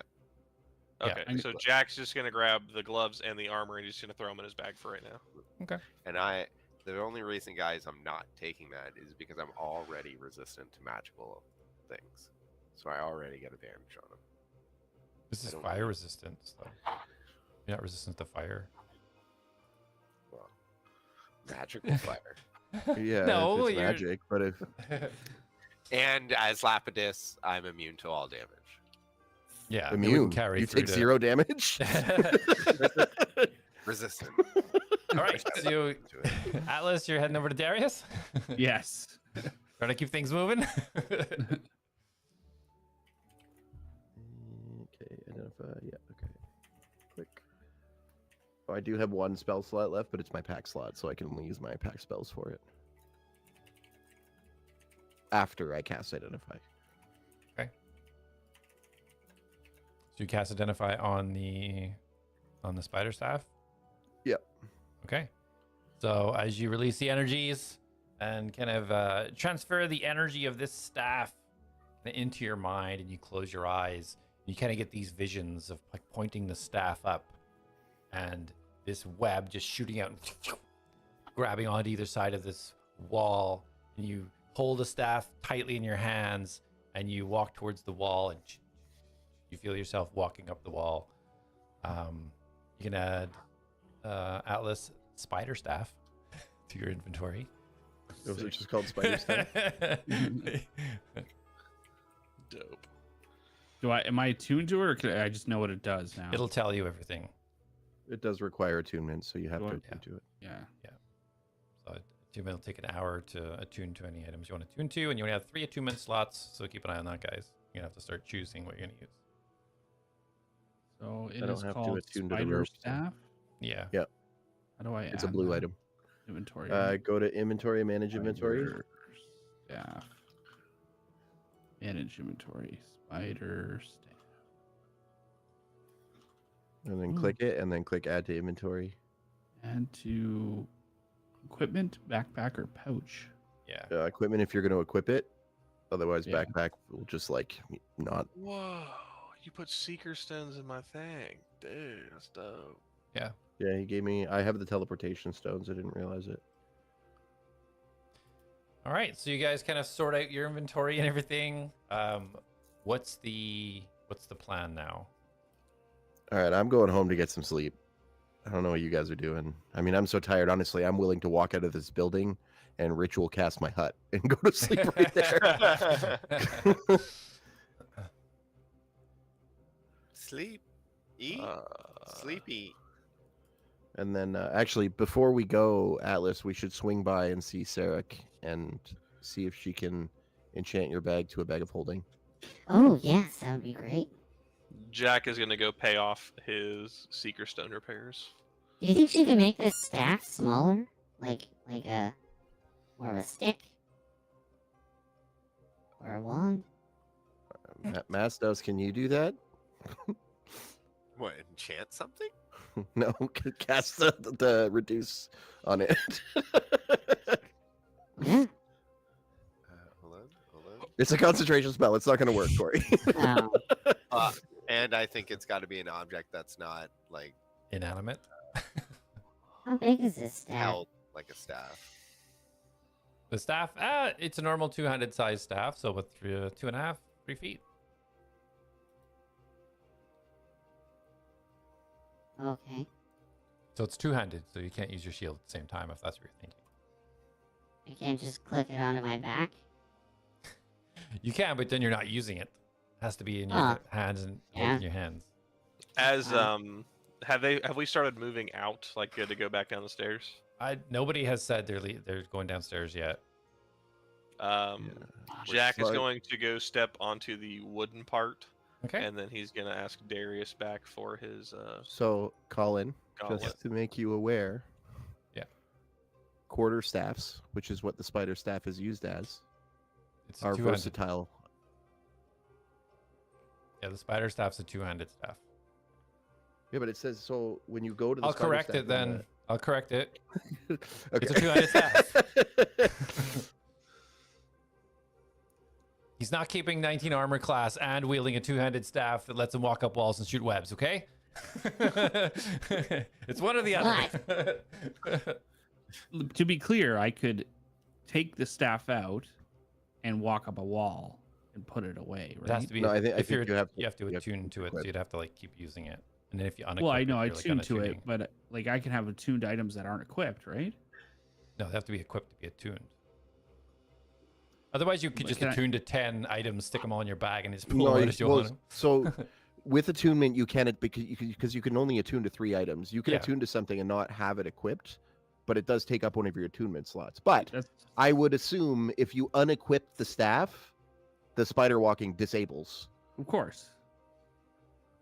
But what I'm saying is, if there's like a wall that I want to go up, I can pull the staff out, hold it, and walk up the wall, get to the top, and put my staff away, as long as it's one of my attuned items. And then you would fall. Oh, you mean if there's like a ledge? Oh, at like the a top? ledge to the Yeah, top? like if I'm Okay. getting up to the top, or if I'm casting a web to trap someone, or whatever the case. I Like, guess I'm not if it's one of necessarily your, saying in combat situations. Or, yeah, I I mean, guess if it's could one be. of your 3, we can work out the mechanics like Yeah. when we're not on this time. Jack disconnected, Colin. Okay, thank you. Yeah, when you said that, I realized now because when we were in the little council meeting, I put up my hand as if Darius was putting up his hand to talk, and I Oh. sat there for like a good minute, and I was like, Oh. I don't know if he's ignoring me for RP or No. if he can't see me. I don't see the cameras. I don't have the cameras up. Can you unmute me if I'm Yeah, muted? you're unmuted. Alright, Yeah. yeah. He wouldn't be able to hear you. All right, so Well, it kicked me again. I know. I told him. Okay, hold on, Oh. hold on. Technically, your attunement to an item ends if it has been more than 100 So feet we away can- from you for 24 hours, or you die. we can figure out the mechanics like later, unless you're going to use the item right now. Let's not waste our playtime on like the mechanics of an item that isn't being used right now. Darius, can I get my gauntlet back? I'm gonna shift the coat just over my butt and have the bag of holding pop out, and then I'm gonna like bend over and like present my ass. Here you are, sir. Jack's gonna stare at him blankly as he starts to put on the gloves of blasting. It's fine. Go for it. I'll just go step back into the fucking metal. So you're sorry, Jack. You're wearing the gloves of blasting now. He's not actually going to put them on. He's going to reluctantly reach into the bag of holding and think of his gauntlet, and he's gonna pull it out, and then he's gonna re-equip. When he reaches into the bag, Darius is gonna go, ah. And then Jack is gonna, after he gets it equipped, he's gonna quickly make his way downstairs. All right. So Jack's heading downstairs. What's everybody else doing? Are we Leaving. going to Cleric's, Corey? Yeah. Sure. Yeah. Yeah. Okay, so we're heading there. Okay. I thought it was this place, but I think I'm mistaken. How close are we from the wizard's tower? I don't know. Check the notes that you've made. Ciniculam. You Let me. you guys He's are on on core 4-4. 3, northwest corner in the cathedral. So he So- wants to go to the tower. He wants to go Enchantments? to the wizard's tower, which is on core 1, southeast corner. Gotcha.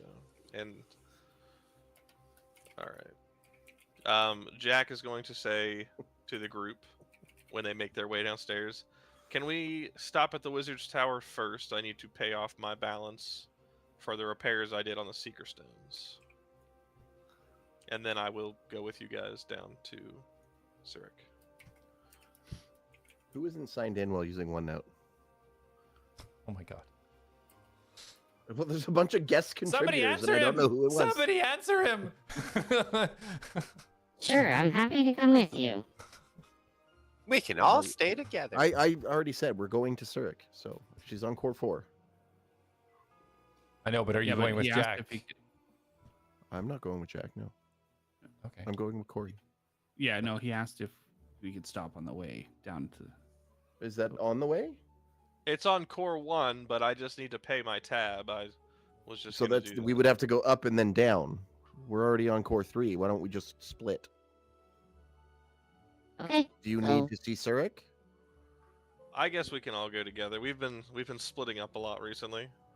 I mean, we can just say we went and did it. It doesn't. It's like we don't need to RP this whole thing. Don't Well, you now tell I me what have we're some- RPing and what we're not RPing. How dare you? I I'm just have- saying like we well- don't need to.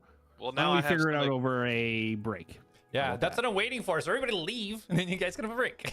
Oh, we leave. Well, we I have leave. some expensive magic items I could sell now. All right, so let's take a 5, guys. right. 7 minutes, and we'll be back. That's not a 5.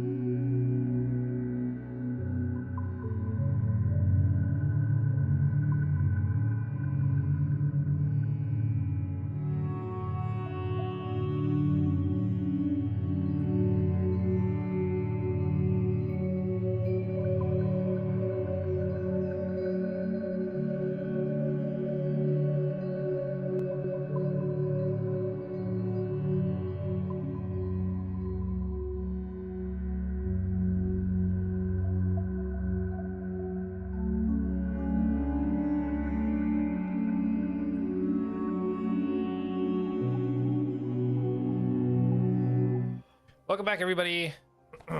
When we left off, Timothy. When we left off, the Atlads had received some magical items for their accomplishments, clearing out the Fey Forest invasion within the city. Leaving the meeting room within the cathedral, they grabbed their loot and heading off. So we have Jack heading off to the Wizard's Tower. Are you, Jack, or are you staying with the group for now? He'll stay with the group. Okay. So all of the group heading down to Cleric or heading home. I'm heading with the group to Cleric. Okay. So rack. All right. So you guys are heading down to Core 4 as you all have an awesome memory of exactly where to go. So you guys head down the staircase, past all the furnaces and the anvils, and head down towards the area where Cleric is. And as you approach the mod area, you see that Cleric is not. Modifications area seems to be empty. There doesn't seem to be any working. You don't hear the hum of the large mechanical items on the side. Doesn't seem to be any activity there. Oh, well, we tried. Is this the right place? Yes. She did just get back from a big fight, so maybe she's resting up too. Maybe Jack's place can do it. We can ask them there too. I bet Okay. she can. She fixed my seeker stones in record time. Oh. Well, we have to go there, don't we? Yep. Well, I'd like to. Yeah, I'd like to go finish paying her. I think I owe her 50 gold. Okay, well, I guess we can all do that and get our steps in for the day. And Jack will look at Atlas, kind of like check this out, and then he's gonna just jump up on Reen and ride her. All right, you jump up on, see him riding off on Reen, leading the way. I follow. All right, so everybody following Jack. Yeah, I guess we're following Jack. Oh, I bought another bolt of or firebolt scroll, didn't I? So you guys follow him, and he leads you very deftly up to Core 1, southeast corner. You guys go back up to the Core 1 again. And yeah, you head towards the Witch's Tower. You see the little tower. What was it, about 40 feet up kind of thing, little point on it. Doors look to be currently open. See a warm glow coming from inside. When they get there, Jack is going to turn around to the group. Why don't you wait out here for just one moment? I'm going to let her know you guys are coming in. She's going to freak out and ask if you guys have a shadow heart on you. Make sure we're well behaved. Don't pull out any spooky items. Because she's super chill when she's not scared. And then Jack will kind of like run up to the door real quick, pop it open, get her like knock on the door to get her attention if she's not looking. Yeah. I just pictured like runs up, just shoulder checks the door. Boom. Yeah, so as soon as you open the door and I gotta take a peek in, you'll see her over to the left-hand side over the counter, reading a book in front of one of the cases with all kind of jars and stuff all stacked behind it. She kind of looks over and says, welcome back. Here for more goods? Potentially. Just a quick note. Teams outside, no spooky items on us. Told them to behave, just letting you know. All right, well, unless they're selling them, of course. Nothing dangerous. And then he turns around, he waves everybody in. And then he walks over to her and he sets the, I think it was 50, I think I paid 50 up front, right? You did, yeah. And then I think I owe her another 50, so he'll put down 50 gold on the table. Okay. What's this for? To pay off the Seeker Stones? Oh, there's no extra charge. Cleric, when I approached her to commission the repairs, she said she'd take care of the payment and she would let you know that it's already paid off. She said she was going to write you a note. She fixed it. She expedited it, fixed it, and covered your tabs. You'll see. And she points out the book, and you can see Cleric's signature beside yours and paying off the Oh, She didn't give you a I- note? I don't remember the note saying that. Specifically saying that, but okay then. Well, then I'm glad it's been covered. Can I say something above table? Yes. You got a bag with a note and under it the seeker stones, and you did not address the note whatsoever and said, I grabbed the seeker stones and pull them out. You have a that's what I pouch was with like- a note in it. What I was thinking back, because remember I said like, who has the note? I was like confusing both because I thought they left us a Right. note. I remember the stones being on a note. Yeah. Jack takes a step back and reads the note real quick. Yeah. Yeah. So it is a note from Cleric saying that he appreciates everything you're doing to help Atlas and that to hope these stones can be of great use to you and that you took care of your outstanding balance with Orla. Oh, well, excellent. Yes, she does excellent work. Anything that I can't do here, Cleric is really good. She's fast. We're not Yes. inside, right? We're outside. So. He waved He you guys, summoned but us in. nobody said they were going in. I also like. It's not like we were like peeking in the door to see if it was okay. He told us to wait outside, so that's why I didn't come in. Oh, well, he beckoned you. If He, you don't- whenever she got her attention, I he would said, definitely I go waved in you then if guys he to said come in. Okay. Hello. Welcome back in. How are you? Oh, great. How are you? Not scared, right? Not I- scared? Everything pretty good right now. Everything's pretty good right now, yes. Wonderful. Nothing to fear. Let's hope not. Fear itself. Before I walk in, I'm going to cast a Mantram's Vision on myself Okay. so that my eyes go all black. Okay. And then I will walk in. All right. She turns to Jack because he kind of acknowledges people coming in and waves you Atlas and sees Darius. Mastos, you also going in? Yeah, I follow in last. Okay. She keeps an eye on you, Darius, like out of the corner of her eye as she kind of talks to Jack. So what else can I help you with? And yes. Do you do enchantment work? Could you enchant a bag to have the same abilities as a bag of holding? Well, to be completely upfront with you, and she's pivoting her body to wherever Darius is walking, like she's totally keeping an eye. I'm literally on standing him. there. I'm not moving. Okay, well, her body is pivoted towards you as she kind of like. For enchanting, I commissioned Sarek for any enchanting, really. So if Okay, anybody could do it, it would be her. We went to Sarek, but she wasn't there. I figured she was resting or doing other stuff. It's a possibility. I heard rumors of a great battle down in the Fey Forest. Oh yeah, that.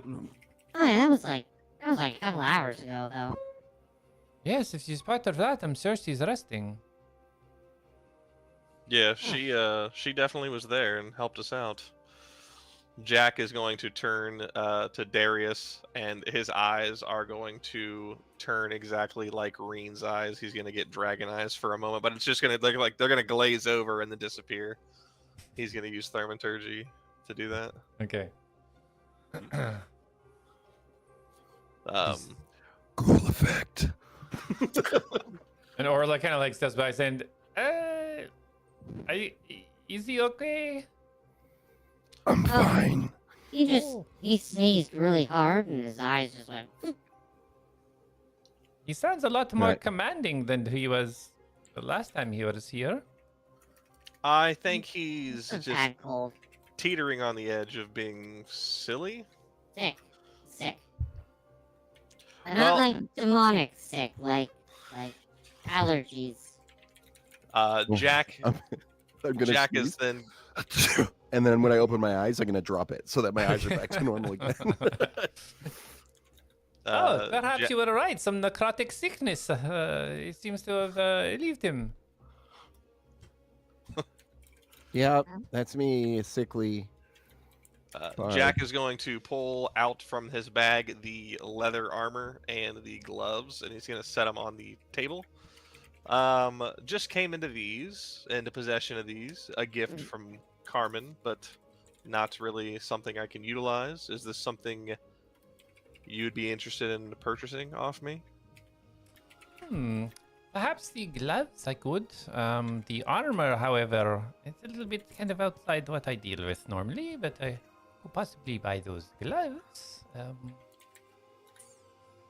What are you looking for them for? What would you sell them for?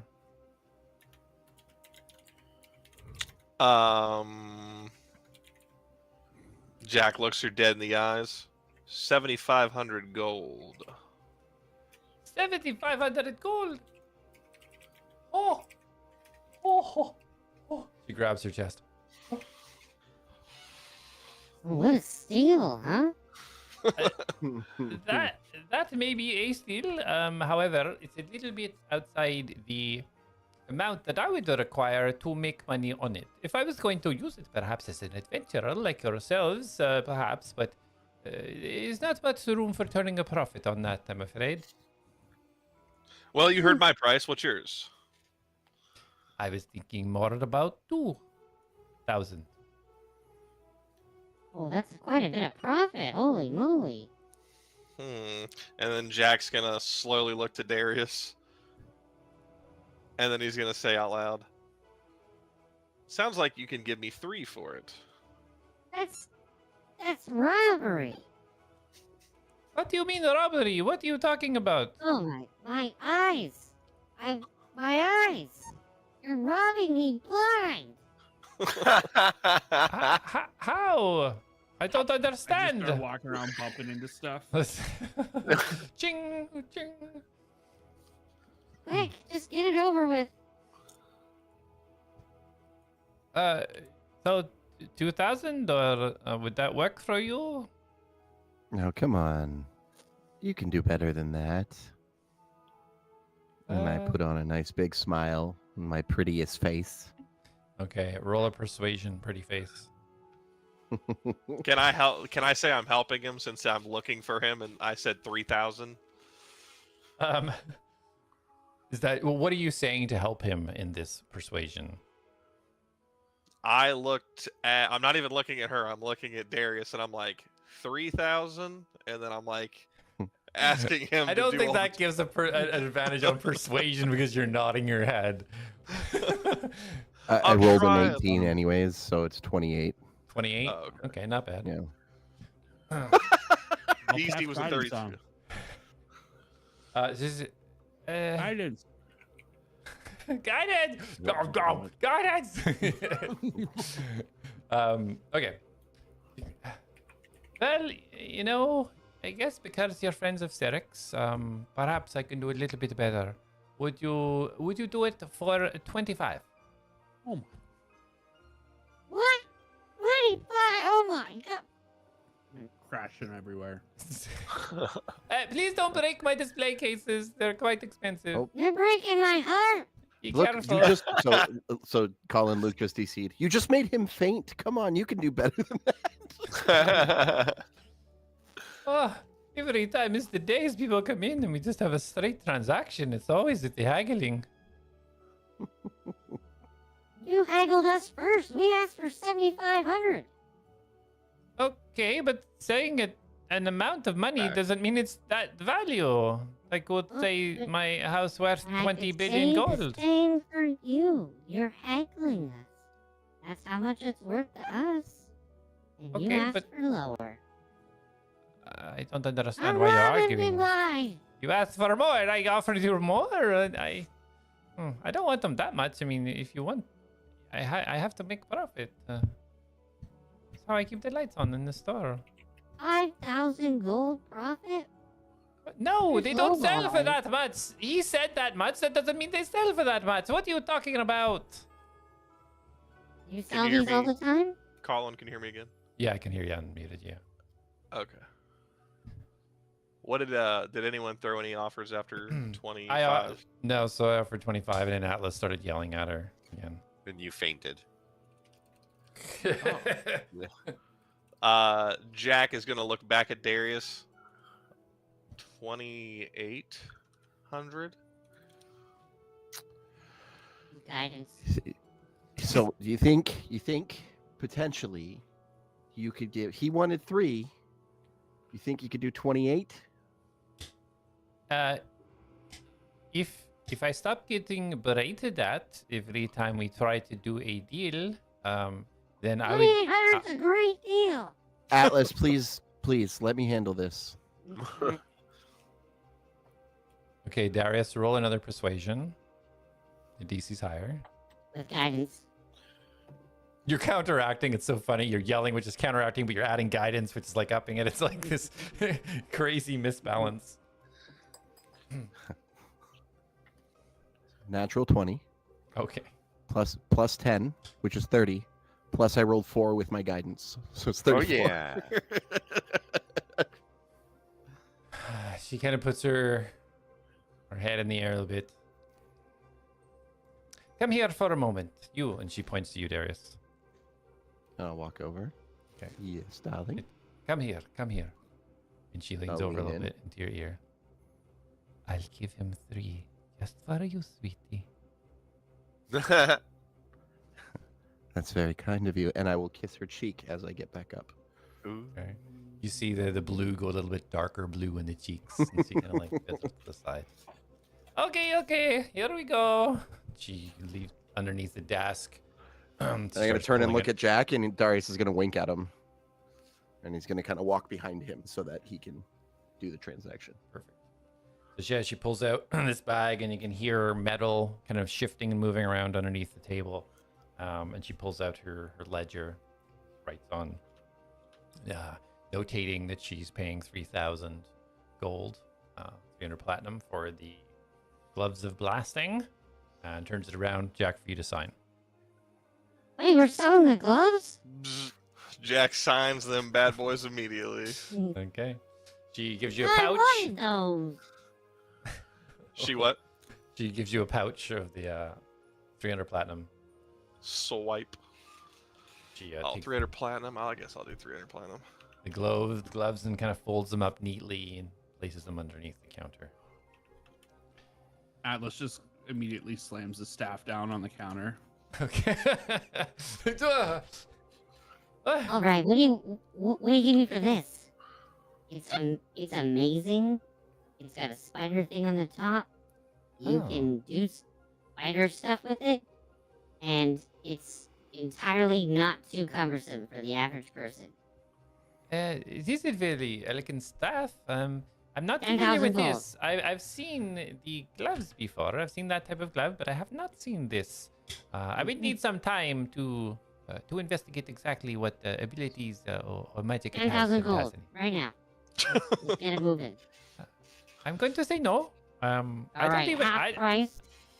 I'm not even gonna look. Just leave the money. I don't even have 10,000 gold left here in the store. I half couldn't price. even buy it if I 5,000 wanted. gold. I'm not even gonna look. Just take the staff. Leave the bag. Atlas, you are not helping your situation, my friend. Roll a persuasion, Atlas. Did you take the staff? I can't see anything. Persuasion with disadvantage. Berating her the Casting whole guidance time. on myself. Sure, yeah, you can do that. Natural 1 1. Yeah. with guidance.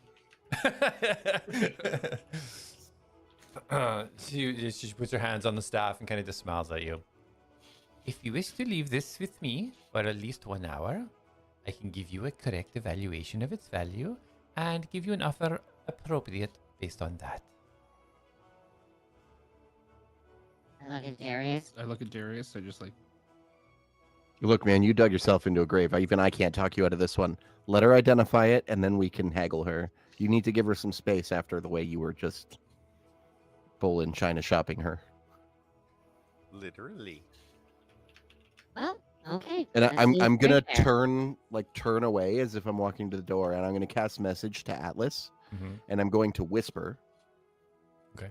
I'm making it look like I'm on her side, so that it will help me haggle for you later. Just go with it.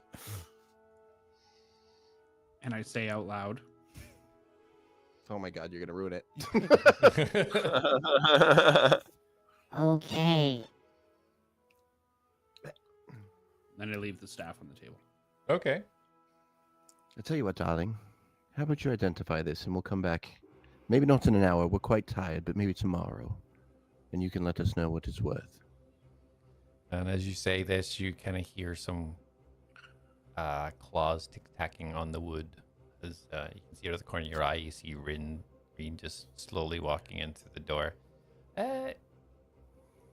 Yes, that sounds good. I'll evaluate this, and you can pop by later. Wonderful. Thank you. And he'll wink at her and then head out. Reen, From scary to charming. Reen immediately is coming over towards you, Atlas. Me. Yes. She's looking quite determined, moving quite swiftly towards you. Uh-oh. Okay. She opens her mouth towards your leg. What? Okay. And slowly and gently grasps your leg and starts backing out the store, dragging you. I just look at the shopkeeper and I just go Ooh. with my loudest scary boo. She just watches you as you get dragged out by Reen. I'll be back. I'll be back. Jack's just shaking his head in disbelief. All right. It's in there. See you soon. All right, Mastos, you're still in there? I slowly back away. Okay. Jack is still in there, and he is going to peruse for any other cool items in the shop. Maybe Okay. not magic spells, but magic items. Okay. Is there a specific magic item that you're looking for, or type of magic item? These like the shelves and stuff are like littered with stuff. Some looks junk, some look like cool items. It looks all like scattered. Are you looking for something specific? You could spend like an hour in here just kind of looking over the shelves. I guess the only thing Jack really thinks that he needs is stuff that'll either protect him, kind of like his necklace of protection or ring of protection. I forget which one it is.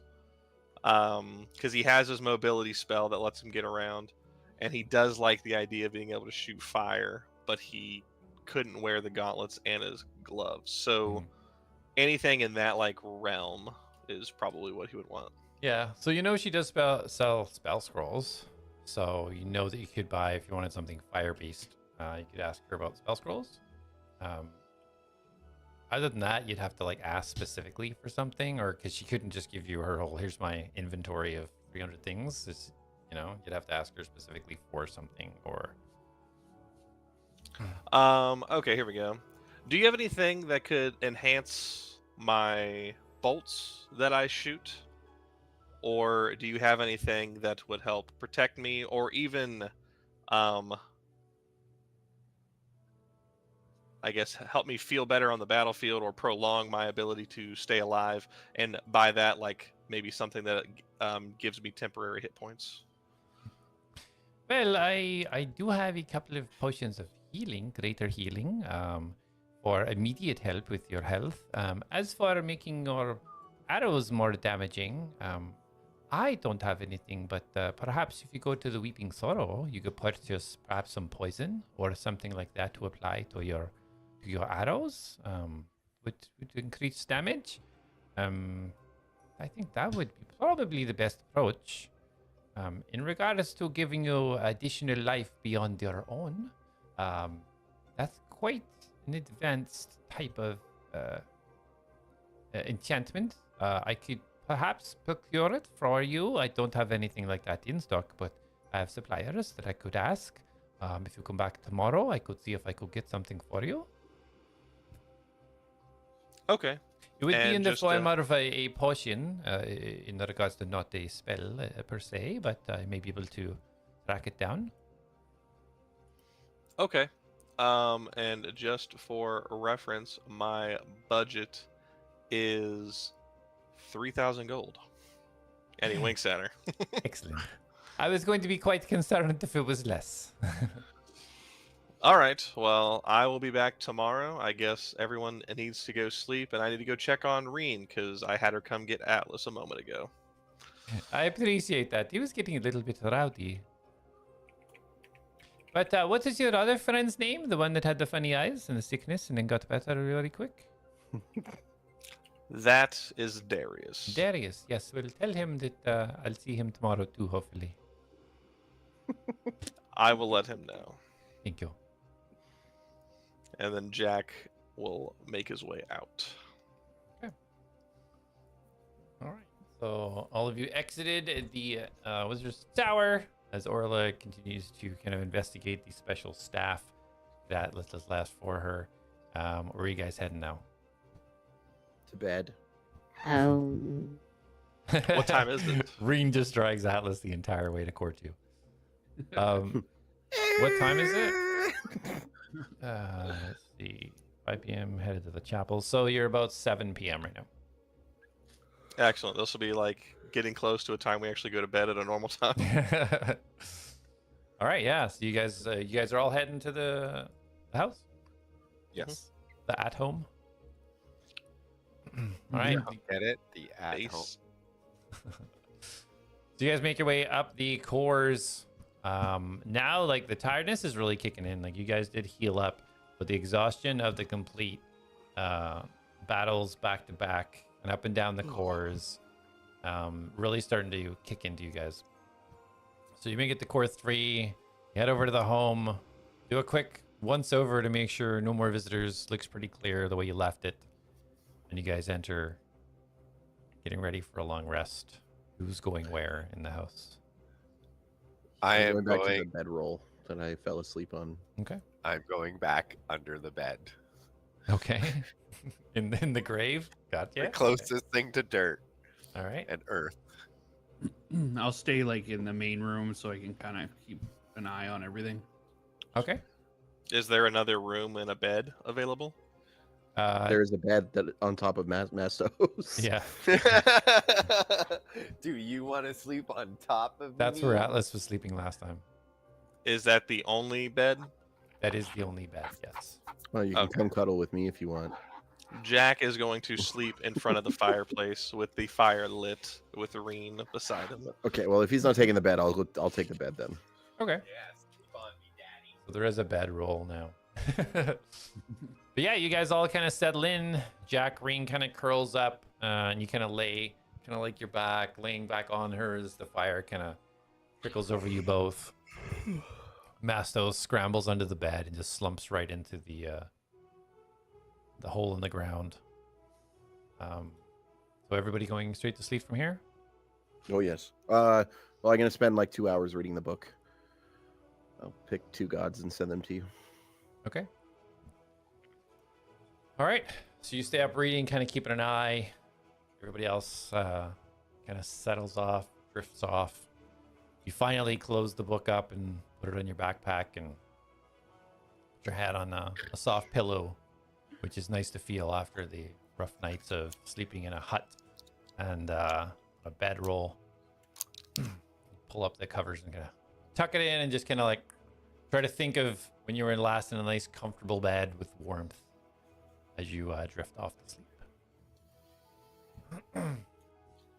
Mastos,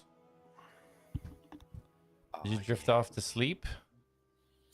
And you just feel relief as to what's happened and knowing that your friend has, hopefully made it back home, and thinking about the other friends you have to try and help if they're even here, if they're still safe, if they're alive. And you drift off until these thoughts just whirring around your head. And you hear these words just softly in your ear. You just hear, "Wake up."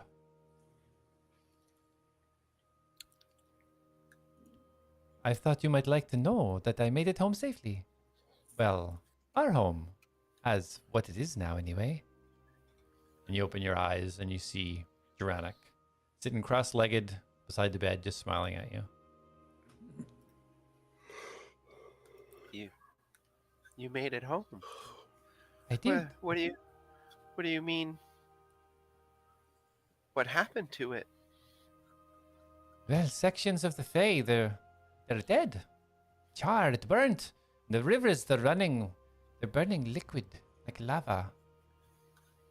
There's These areas, they're closer to the hells and not our beautiful home.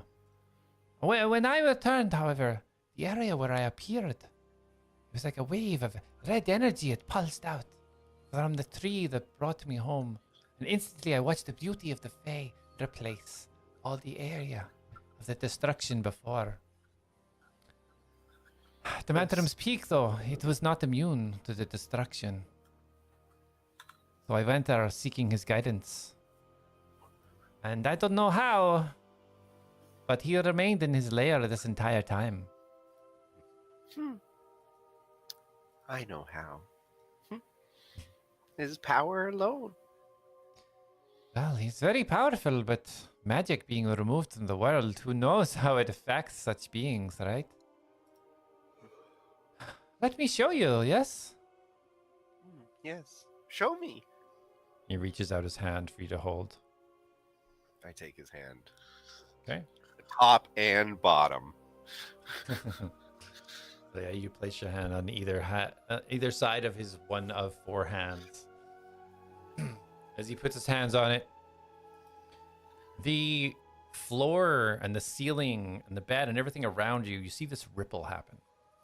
And as this ripple goes out, the wood and the stone around it, it changes shape and color almost instantly.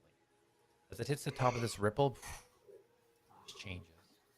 And as this area unfolds right in front of you, and you get to blink your eyes to refocus, and you realize you're inside Dementrum's Peak. As you look around, you find yourself standing in the middle of the throne room. And then you quickly remember Demandrian's distaste of it being called a throne room. And the throne sitting at the north end of the room, it sits empty. And even from this distance away from it, you can see layers of dust and soot have gathered up all over it, smothering the beautiful glistening engraved jewels and everything that were beneath it. To the west wall, you see the exit out to your region in the Fae. And to the east end of the room, you see the defined shape of your previous commander kneeling in front of his viewing orbs. And as you look over towards that direction, you see these three small red star-shaped motes of energy circling around you at waist level. And without really focusing on these orbs, you can feel their energy. You feel Jack, you feel Atlas, and you feel Darius. Jack, Atlas, and Darius, as you're all asleep, at the instantaneous same time, you all feel this pull, this yanking, your consciousness being pulled from your body. Darius, you've experienced something like this once before. And as your consciousnesses are pulled out, all three of you find yourself looking through eyes that aren't your own. And as you kind of float with no body, and you move these eyes that aren't yours up, and you see Lapidus standing in this room with Duranic standing behind him with a smile on his face. All three of you can look around. You can see about 15 feet, and then it just goes to darkness. But Darius, you recognize this place. You've been here once before when you've seen the Mantrum in his lair. Lapidus, what do you do? I walk forward to Mantrum. Okay. As Lapidus is walking forwards, you all continue this 15 feet of vision to be able to see this marbled floor in places cracked and broken into stone and then back into marble. And as he gets closer, and Lapidus, you can see far now, you can see this shape, this outline of Demantrum kneeling in front of what you know is his viewing orbs. This device with four white spheres that would slowly rotate and move, and he would be able to see and command you all from what he could see in these orbs. But as you get closer, you can see that your commander is fully made of stone, completely unmoving, solidified in place. Duranic, what? Yes. What has happened to him? He's alive, but he's stuck here, I believe.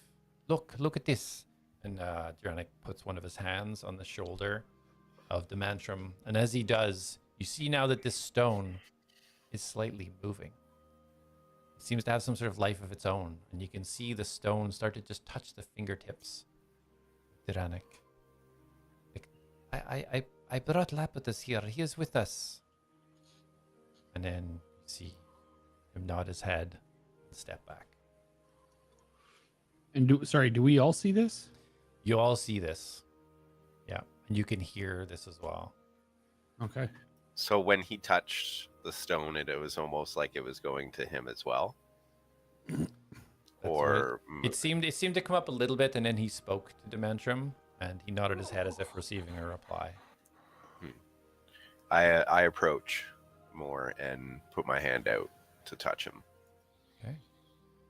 So as you put your hand on his shoulder, you feel this stone start to creep up, and for a second, with all of your being, you want to pull away. That instant feeling of being frozen in that stone form for so long. This fear just sinks inside your body. But you fight it. And you keep your hand there. You close your eyes. And then you hear the voice. You're finally here. You made it.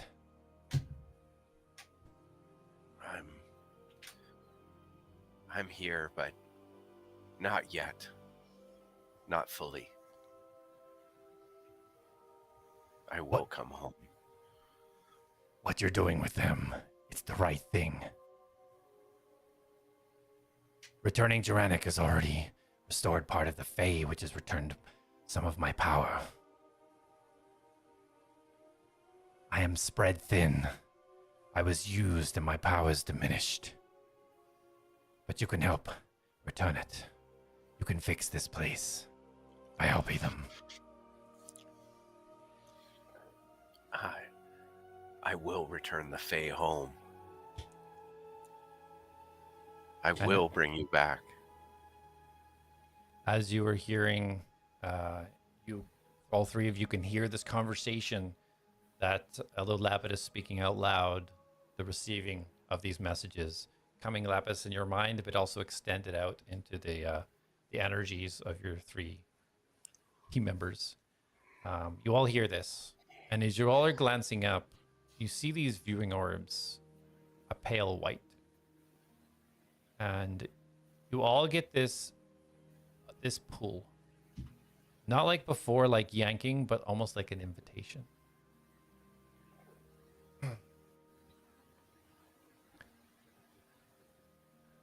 Well, I give into it. Okay. So, yeah, you feel this pull towards...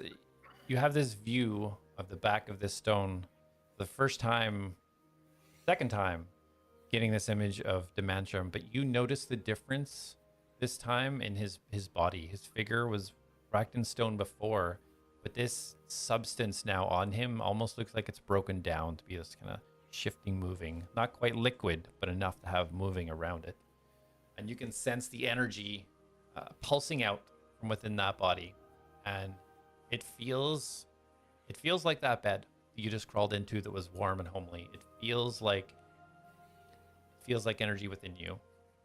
And as you look into these glowing orbs, all of them just being a pure white, and the globes, they stop spinning, and the one at the front the white starts to fade away like a cloud, like there's a wind just kind of pushing this smoke out of the way. And as you wait for something to happen, you start to hear music. Ding, ding, ding, ding. That was perfect timing. You start to hear this music, and it's a beautiful melody. It's filling your ears, but not just your ears, but like your whole body that isn't even there, but you can feel this within inside you. And then you get a vision. You start to see what looks like a dusty basement. Perhaps like in an inn or a drink house, there's barrels and dusty shelves. And then you see a blue tiefling sitting with bright red hair, large curled back horns, sitting on a chair against one of the walls at a table. The one leg crossed over the other, and he's strumming a lyre. His clothing's exquisite, blue and white, very out of place for his surroundings. And then he hits a note, and he holds it. This note continues. As he does, a small area in front of him on the table, about 1 foot in diameter, starts to vibrate. Circle, the air itself just seems to separate. As it continues to hold his note, his eyes go white. And a face starts to appear within these series of vibrations. Dark skin, almost purple in color, and a dark black hood drawn over his face. You hear a voice come through. Dalen, this better be important. I don't have time for your games. Oh, please. Everything we do is a game. Pieces on a board, moving to the most advantageous positions when it's our turn to play. Get to the point. Always so serious. We completed the necessary testing to confirm. The power we siphon from the Shadow Heart, it can be stored. And after time, the heart indeed replenishes its power after some feeding. I believe your theory to be sound. We can use the Shadow Hearts instead of the grounding sphere. This is excellent news. Cinco-Sen will be most pleased with this new avenue of possibility. Speaking of news, have you recovered the heart that was seen over Luxor? It's complicated. I did have a small unit in the area that were doing some grunt work to incite some conflict between Centaurium and the Katarva, but I may have overestimated the abilities of this group. I have lost contact with my commander there, and I cannot locate the Shadowheart. Oh my. Another Magnus project goes up in flames. My success with Gorbash doesn't mean every strong brute can be so easily controlled to our purpose. I don't need your opinions on my methods. We might be the trio to accomplish this task, but make no mistake, my efforts will be recognized. Yes, settle down, big guy. No need to get all worked up. We will all have our rewards when he returns. Indeed. I have other unforeseen matters that I must attend to, and if you need me to come to Talath, there has never been a more opportune time. Don't worry. I'll call your name if I overplay my hand. The vibrations start to fade away, and the tiefling's eyes go back to blue as he continues ding, ding, ding, ding, playing his tune, and the vision ends. And the globe solidifies back to white.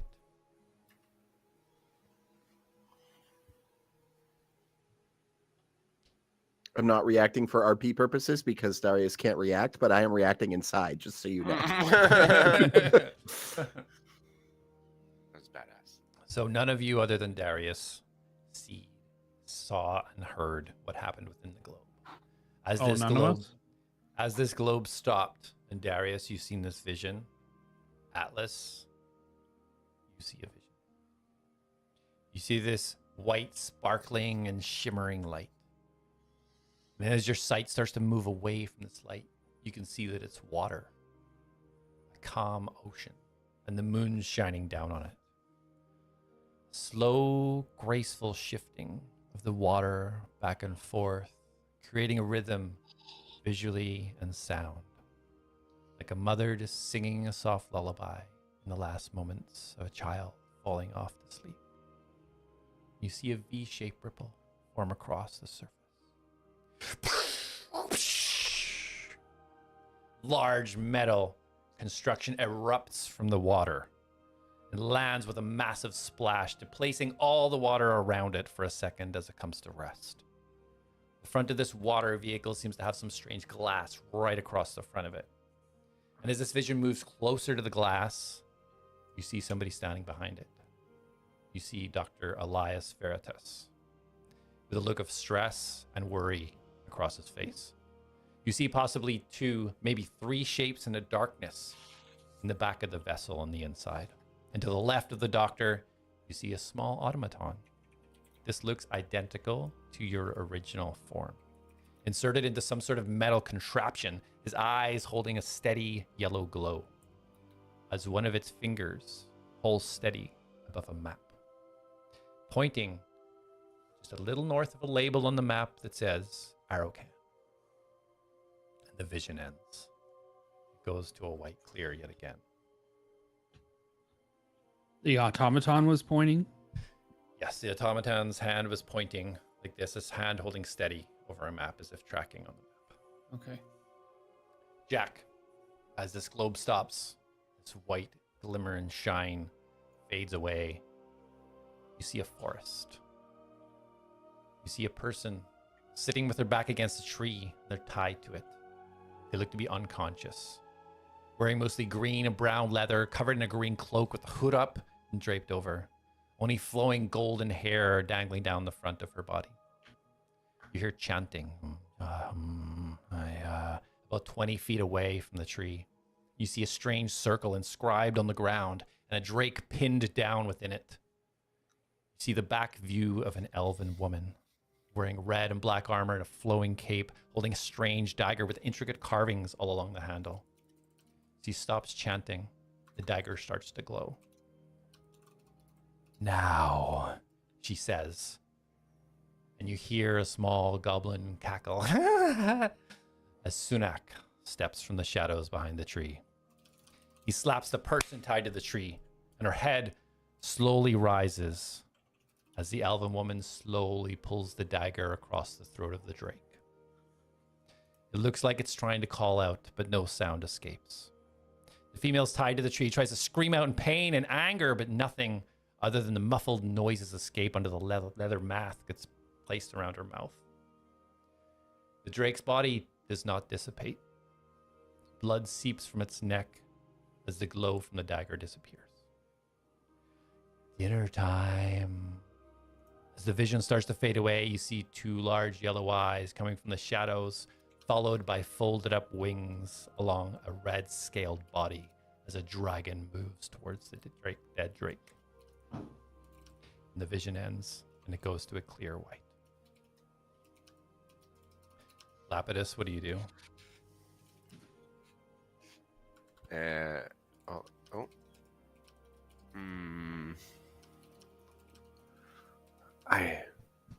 I know where one friend is. I need to find the other two. I will try to bring the Fey Forest home next of our friend Marique or Mira. No.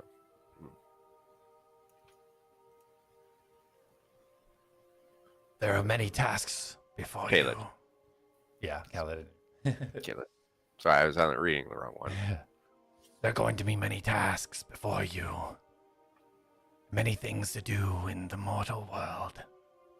And as much as I do want to be returned, there are things that threaten everything that exists.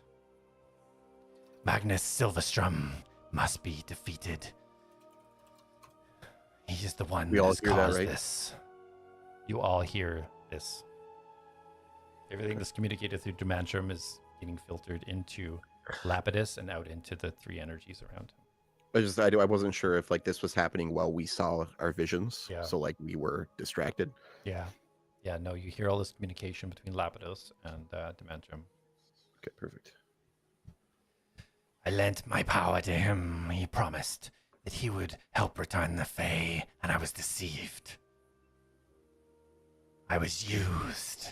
I was locked away. He cannot do this again. He must be punished and stopped. If the choice becomes to end them or to return the Fae, it will be up to you, Lapidus, to make it.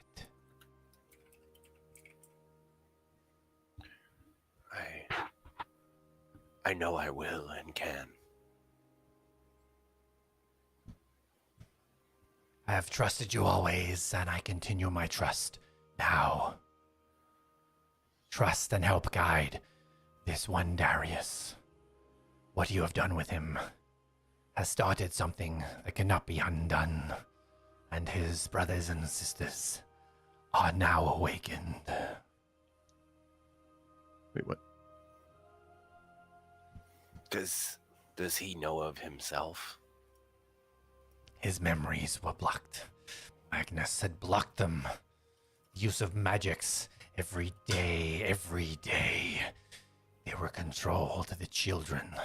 The memories locked away, the memories overwritten, the memories rebuilt. But they're unbinding now. Can you guide him to those memories? I am limited to the powers that I have. I'm doing what I can. But I am stuck. I am locked within the blood that Magnus had shared.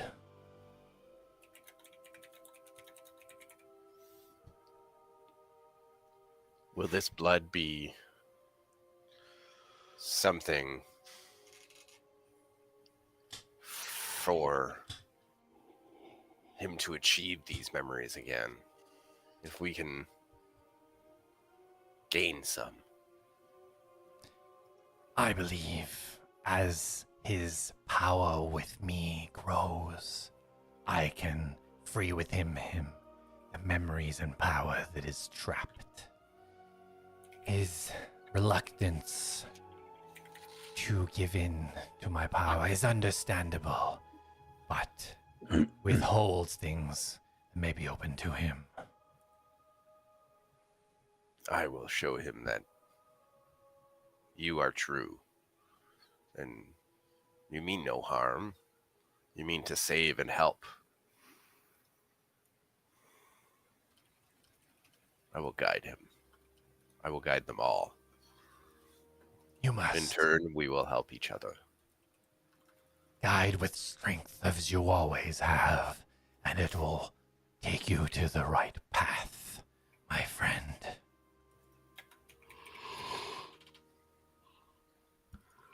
You start to feel the stone start to almost close up and kind of start to push your fingers from it. I release my hand. As you do, Juranic. Well, we can't stay here much longer. You're about to wake up, so I hope this wasn't all a dream. Jack already woke up.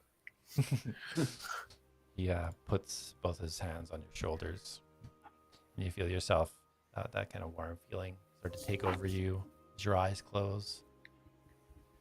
All of you feel this energy just return to your bodies, but yet not awake. Just returning to your bodies with this warm feeling. A little doubt of, did I just have a dream? Did something happen? But you can all mark off a long rest as you continue the rest of your sleep. Yay. Yay! Long rest. Hopefully Jack comes back. He misses long rest. Yeah, he just marks off a short. Yeah. All right, as Atlas, you first come awake out of stasis. What do you wish to do? Well, what do we do? Everybody awake? Jack actually hears this first, even though he's not here, being that he was in the main room. Oh, he's still snoring in there. I would actually spring awake, Okay. just based on the information that I've gained. Yeah. Boom, boom. Wake up, Mastos. You immediately hear Darius awake right above you. I run out. I'm like, guys, I think I know where another sphere is. Oh, what? That's weird. I kind of had like a weird dream last night, which is So- totally weird because I don't actually dream. So Colin, sorry, he said Luxor. Do I Yeah. know what that is? Roll a history.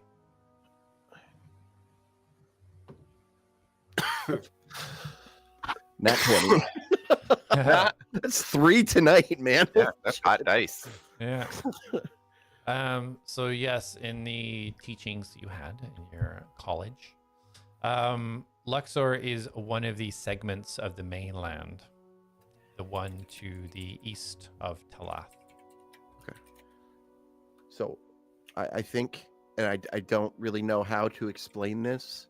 I had a really weird dream last night that, like, I was with my patron and, like, there were these globe things.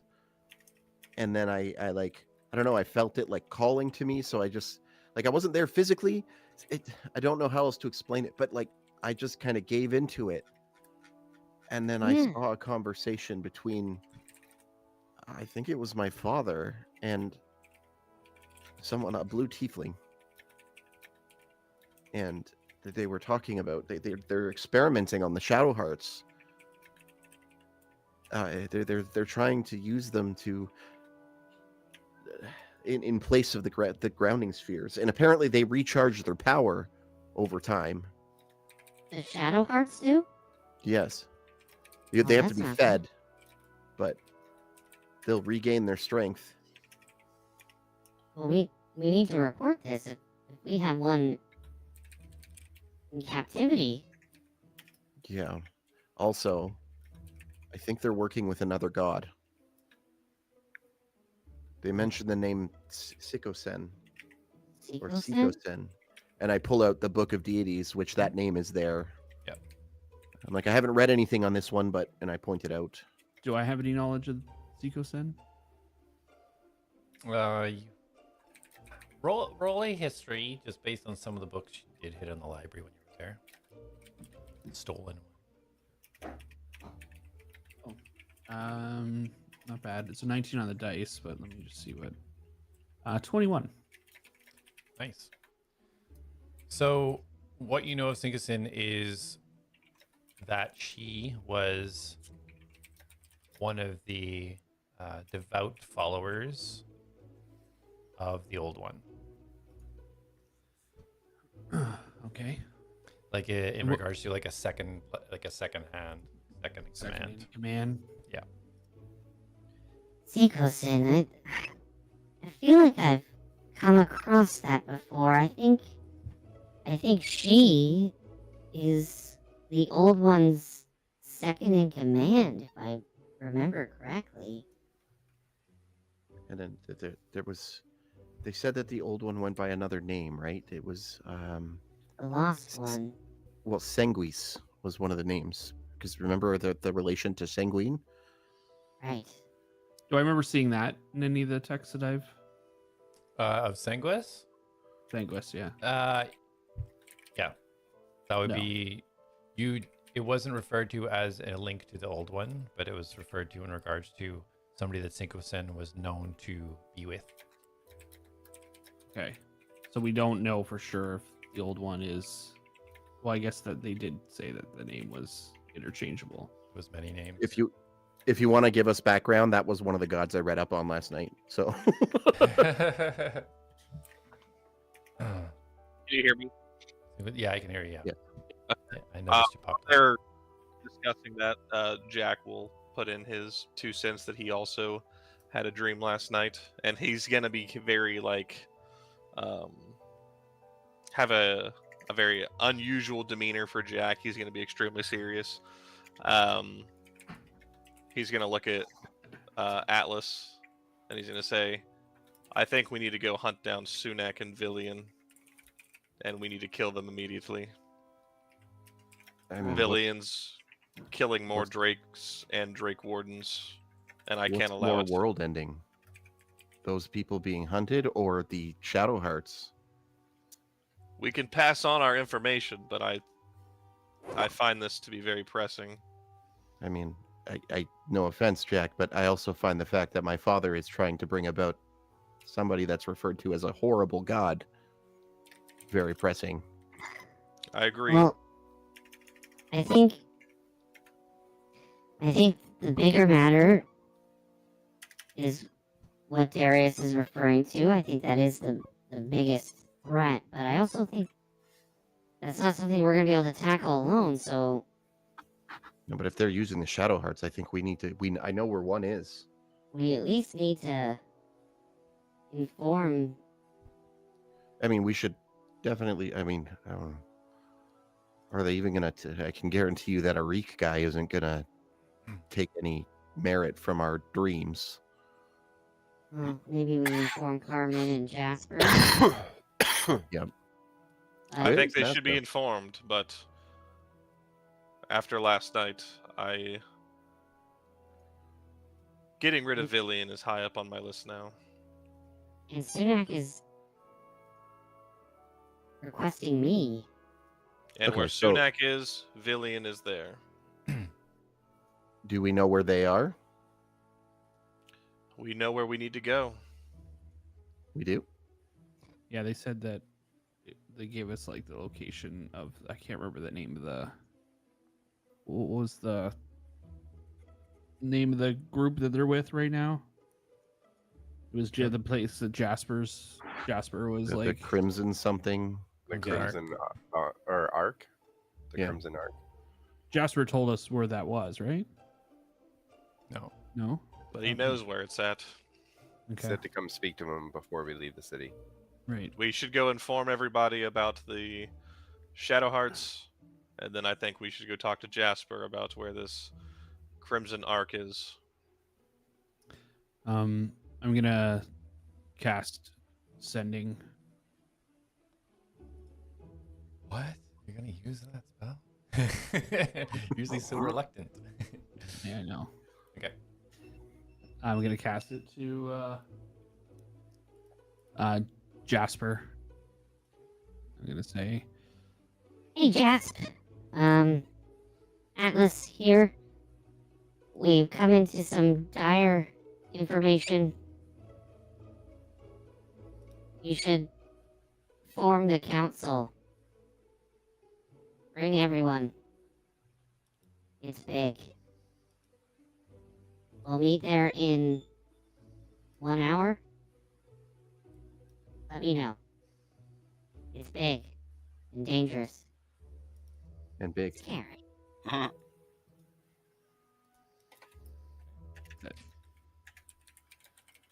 20 seconds or so goes by. Don't hear anything. Well, I don't know if I can. I can't really call everybody together, but I can put the word out and see. If you get me info, maybe I can get it to everybody. But I'll do my best. I'll let you know if I can get it together. If we can, then we'll be there.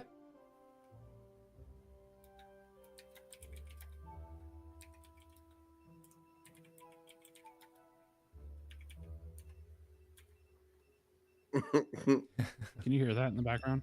Yep. Yep.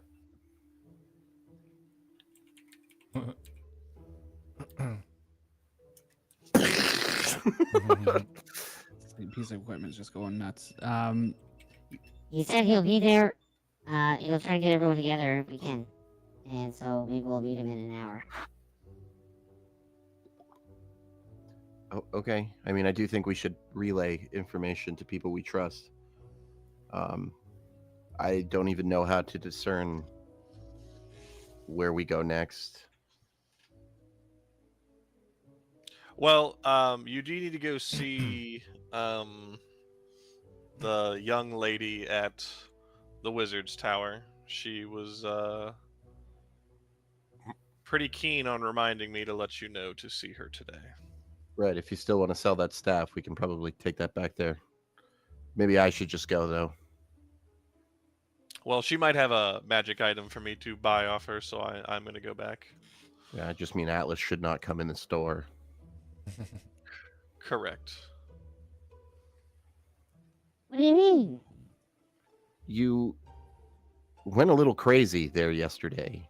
It wasn't crazy. I didn't want us to get taken advantage of. And I think she was kind of lowballing us a little bit. All right. Well, I mean, I've seen items like that for sale, and I honestly think she sold that to us at a loss.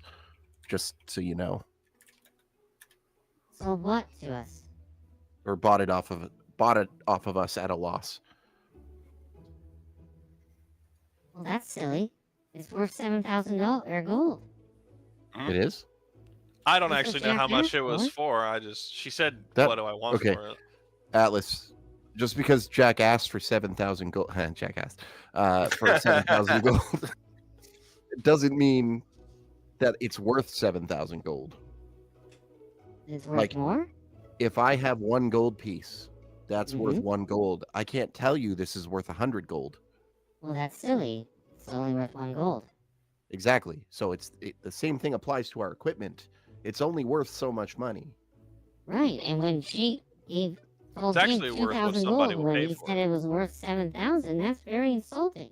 I think Jack That's just okay, told. Darius, if I have 1 gold, Please do not and- repeat what I just said. or if to you have 1 gold, do yes, not you have repeat 1 what I just gold, said to you. and I say I'm gonna give you 20 silver for that gold, Right. that would But be offensive. that gold is actually worth 1 gold. Yeah, and not 20 silver. Right. But How do you not understand that item that Jack was trying to sell her, I don't think it's worth 7,000 gold. So you're calling Jack a liar. That's where the difference is. Yeah, sure. I'm not saying Jack's a liar. I'm saying he just threw a number out there and it was incorrect. Jack, how much was it worth? 3,000 gold. There you go. So see, he highballed her. I highballed her. Right. I've learned a little bit from Darius. He asks for a somewhat high number, they give him a low number, and then he finds an in-between route, and then he goes a little bit past that, but he like kisses them and stuff, and I can't do that. I don't understand. Why don't you just ask for what you want for it? Because I don't want to have to kiss them to get it. You don't have There to. is that. Why do you have to kiss them? I don't understand. That's what he did, and I got 3,000 gold. Actually, to be fair, just to clarify that one, Jack, I kissed her because she told me she was going to give you 3,000 gold. So I kissed her as kind of like a, you're very sweet, thank you. And I kissed her on the Oh. cheek. I feel like if I did that, I would get charged. Well, I mean, there is a bit of a, you know, you know. Well, you know what? We're going to go sell something, buy something, go inform so-and-so, talk to Jasper, and then I need to go fight Damien to see if he's as tough as he looks.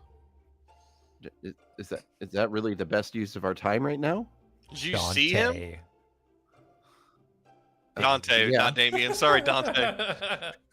You're right, Dante. Oh, his name's actually Dante? That's funny. When you showed the picture, I mean, aside from looking like Radagon, Dante was like Dante from Devil May Cry was the next thing that popped into my head. I just Nice. finished the new anime of that. It's actually really good.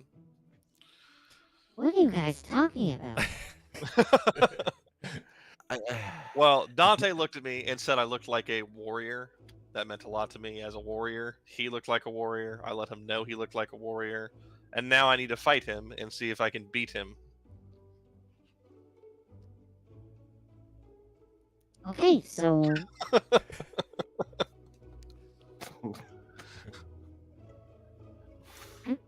And then I'm going to go kill Villian. Well, we all will. I would want some help. She can apparently kill people's drakes. And normally you can't do that. You kill a drake and it disappears.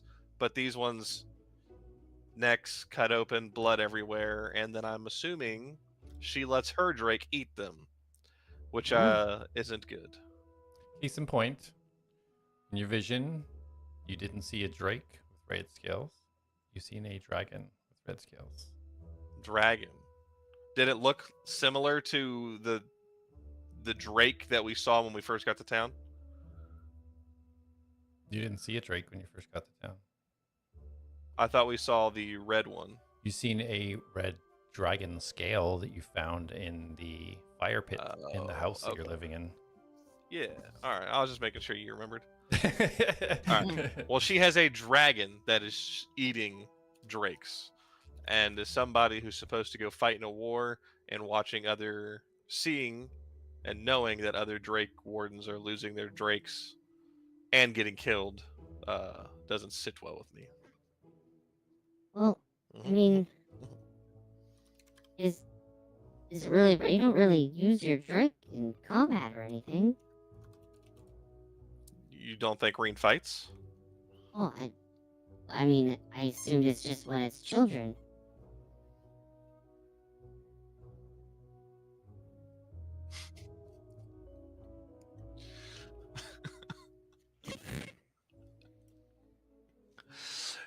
but Is what? Okay. Let's go. I'm just gonna stop talking. So what are we doing? shopping or going and telling people about Shadow Hearts. Well, we have 1 hour to meet everyone, so maybe we can go watch Jack beat this Dante guy or hug him or something. Yeah, I have no Yeah. interest in that. Give me your staff. I will go sell it for you, and then I will meet you guys I thought she wherever has we it. need to go. She has. Oh yeah, Yeah, she you does have have it. That's right. Yeah. I will go get gold for your staff and then bring it to you. Okay, Oh, I then want I'm- 5,000 gold. Kiss her You're not as going much to as get you need 5,000 to. gold for it. I will Okay. do my best. 3,500 gold. I'm going and, with you because she might have an item for me. But you need to go and fight your weird crush. Are we not gonna go fight this guy? Yeah, but she's looking for an item for me, and I have to go see if she has it.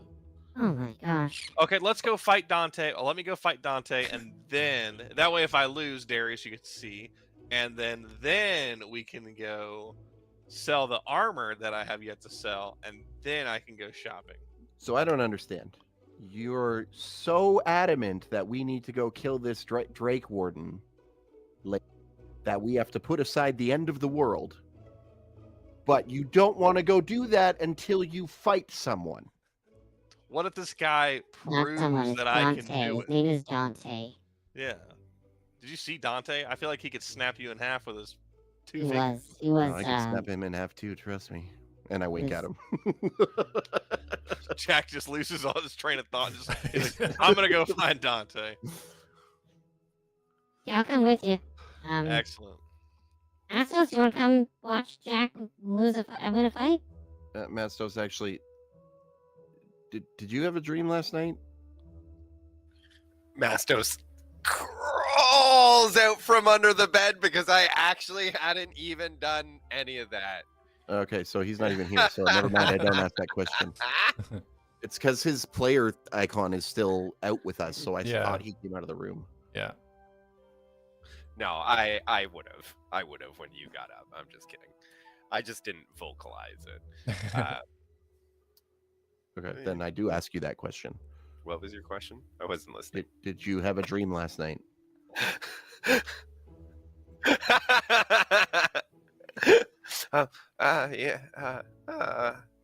Yeah, I did. I had great dreams. I dreamt of home. Did What'd we you all all have dream the same about? dream?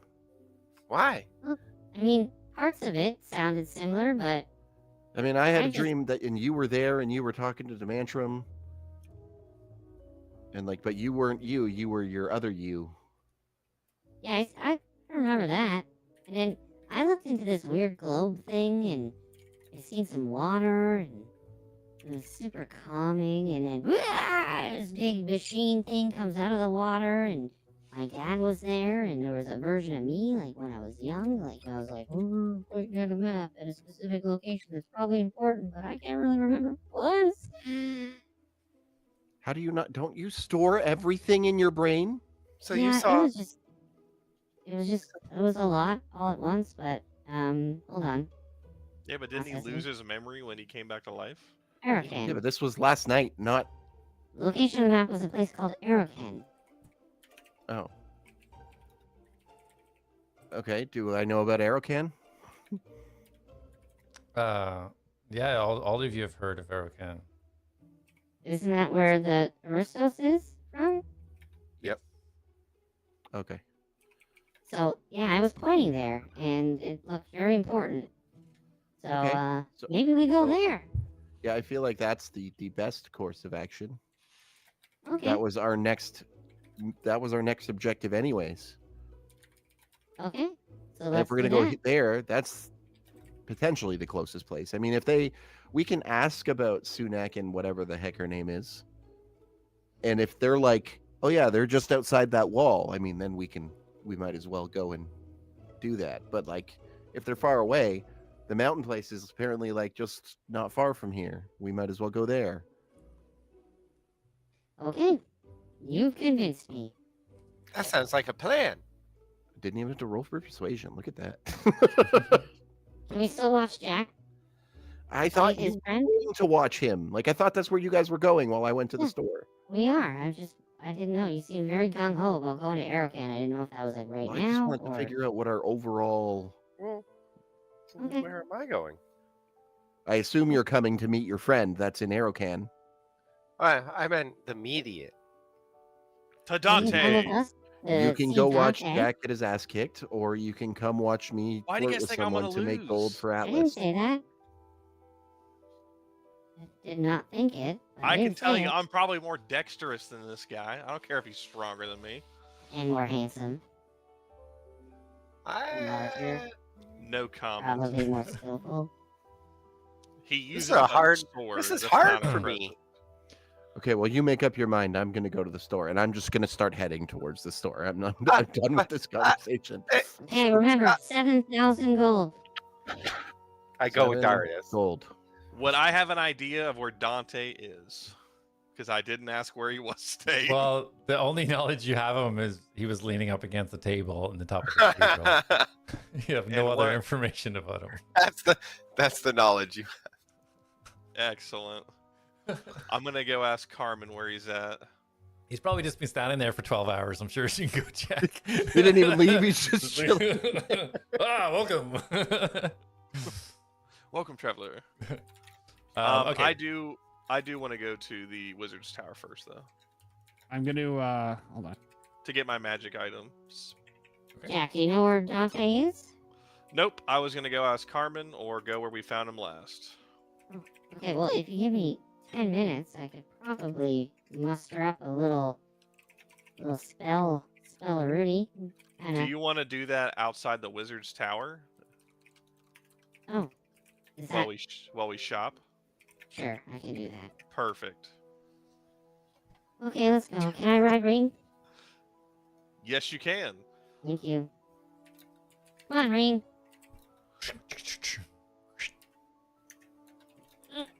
Apparently, Ring's a transformer. She starts slowly prancing out towards the door. I missed you. I feel like I haven't seen you in a long time. Where really were could've you used at your that help whole, in that battle for our lives? Her big long neck bends around and she licks the side of your face and bends Oh, around. Never mind. All is forgiven. All is forgiven. All right. So Jack is heading to the Wizard's Tower. Darius, you're going as well? I guess so. Okay. And obviously Atlas is going 'cause he's on Rain. And Mastos, you are He was following Going me, with- so yeah, I guess yeah. we're all going to the all Wizard's going to the Tower. Wizard's Tower. Okay. All right. No pit stops on the way. You guys heading up there? Straight there. All right. Perfect. All right. So Atlas riding along Rain. As you guys are walking up to the Wizard's Tower, each of you contemplating the visions and such you had the previous night. Trying to plan out what you're going to do next, where you're going to go, what should be the most primary objective of the group as you go to try and make some money. And we'll leave it there for this week. Yay! Still in the city. Good job, guys. Yeah, I thought you might have made it out, but shopping takes precedence. Never. Precedence. Yeah, That's well, right. shopping. That's a next episode thing. Oh wait, no, punching If some that. random guy, fighting a random guy is Yeah, more we have important. to finish Bro, shopping. did we you have to see get the how bag of cool holding Dante made. looked? Dante He was has like, to fight Dante. We're "You not look leaving like the a- city next you look episode. like a warrior. And then he said, "Come spar me sometimes." We have a whole 3 things to do, and it's gonna take the entire Yeah. time. 100%. 4-episode arc coming Oh right my up. god, We are All right. filler BBC king. Kamehameha all over. so true. All right, thank you so much for watching, guys. Thanks for watching, appreciate it. I'll see you back next week, Tuesday, 8 p.m. EST. See you in the next one. Yeah. Peace Bye. out.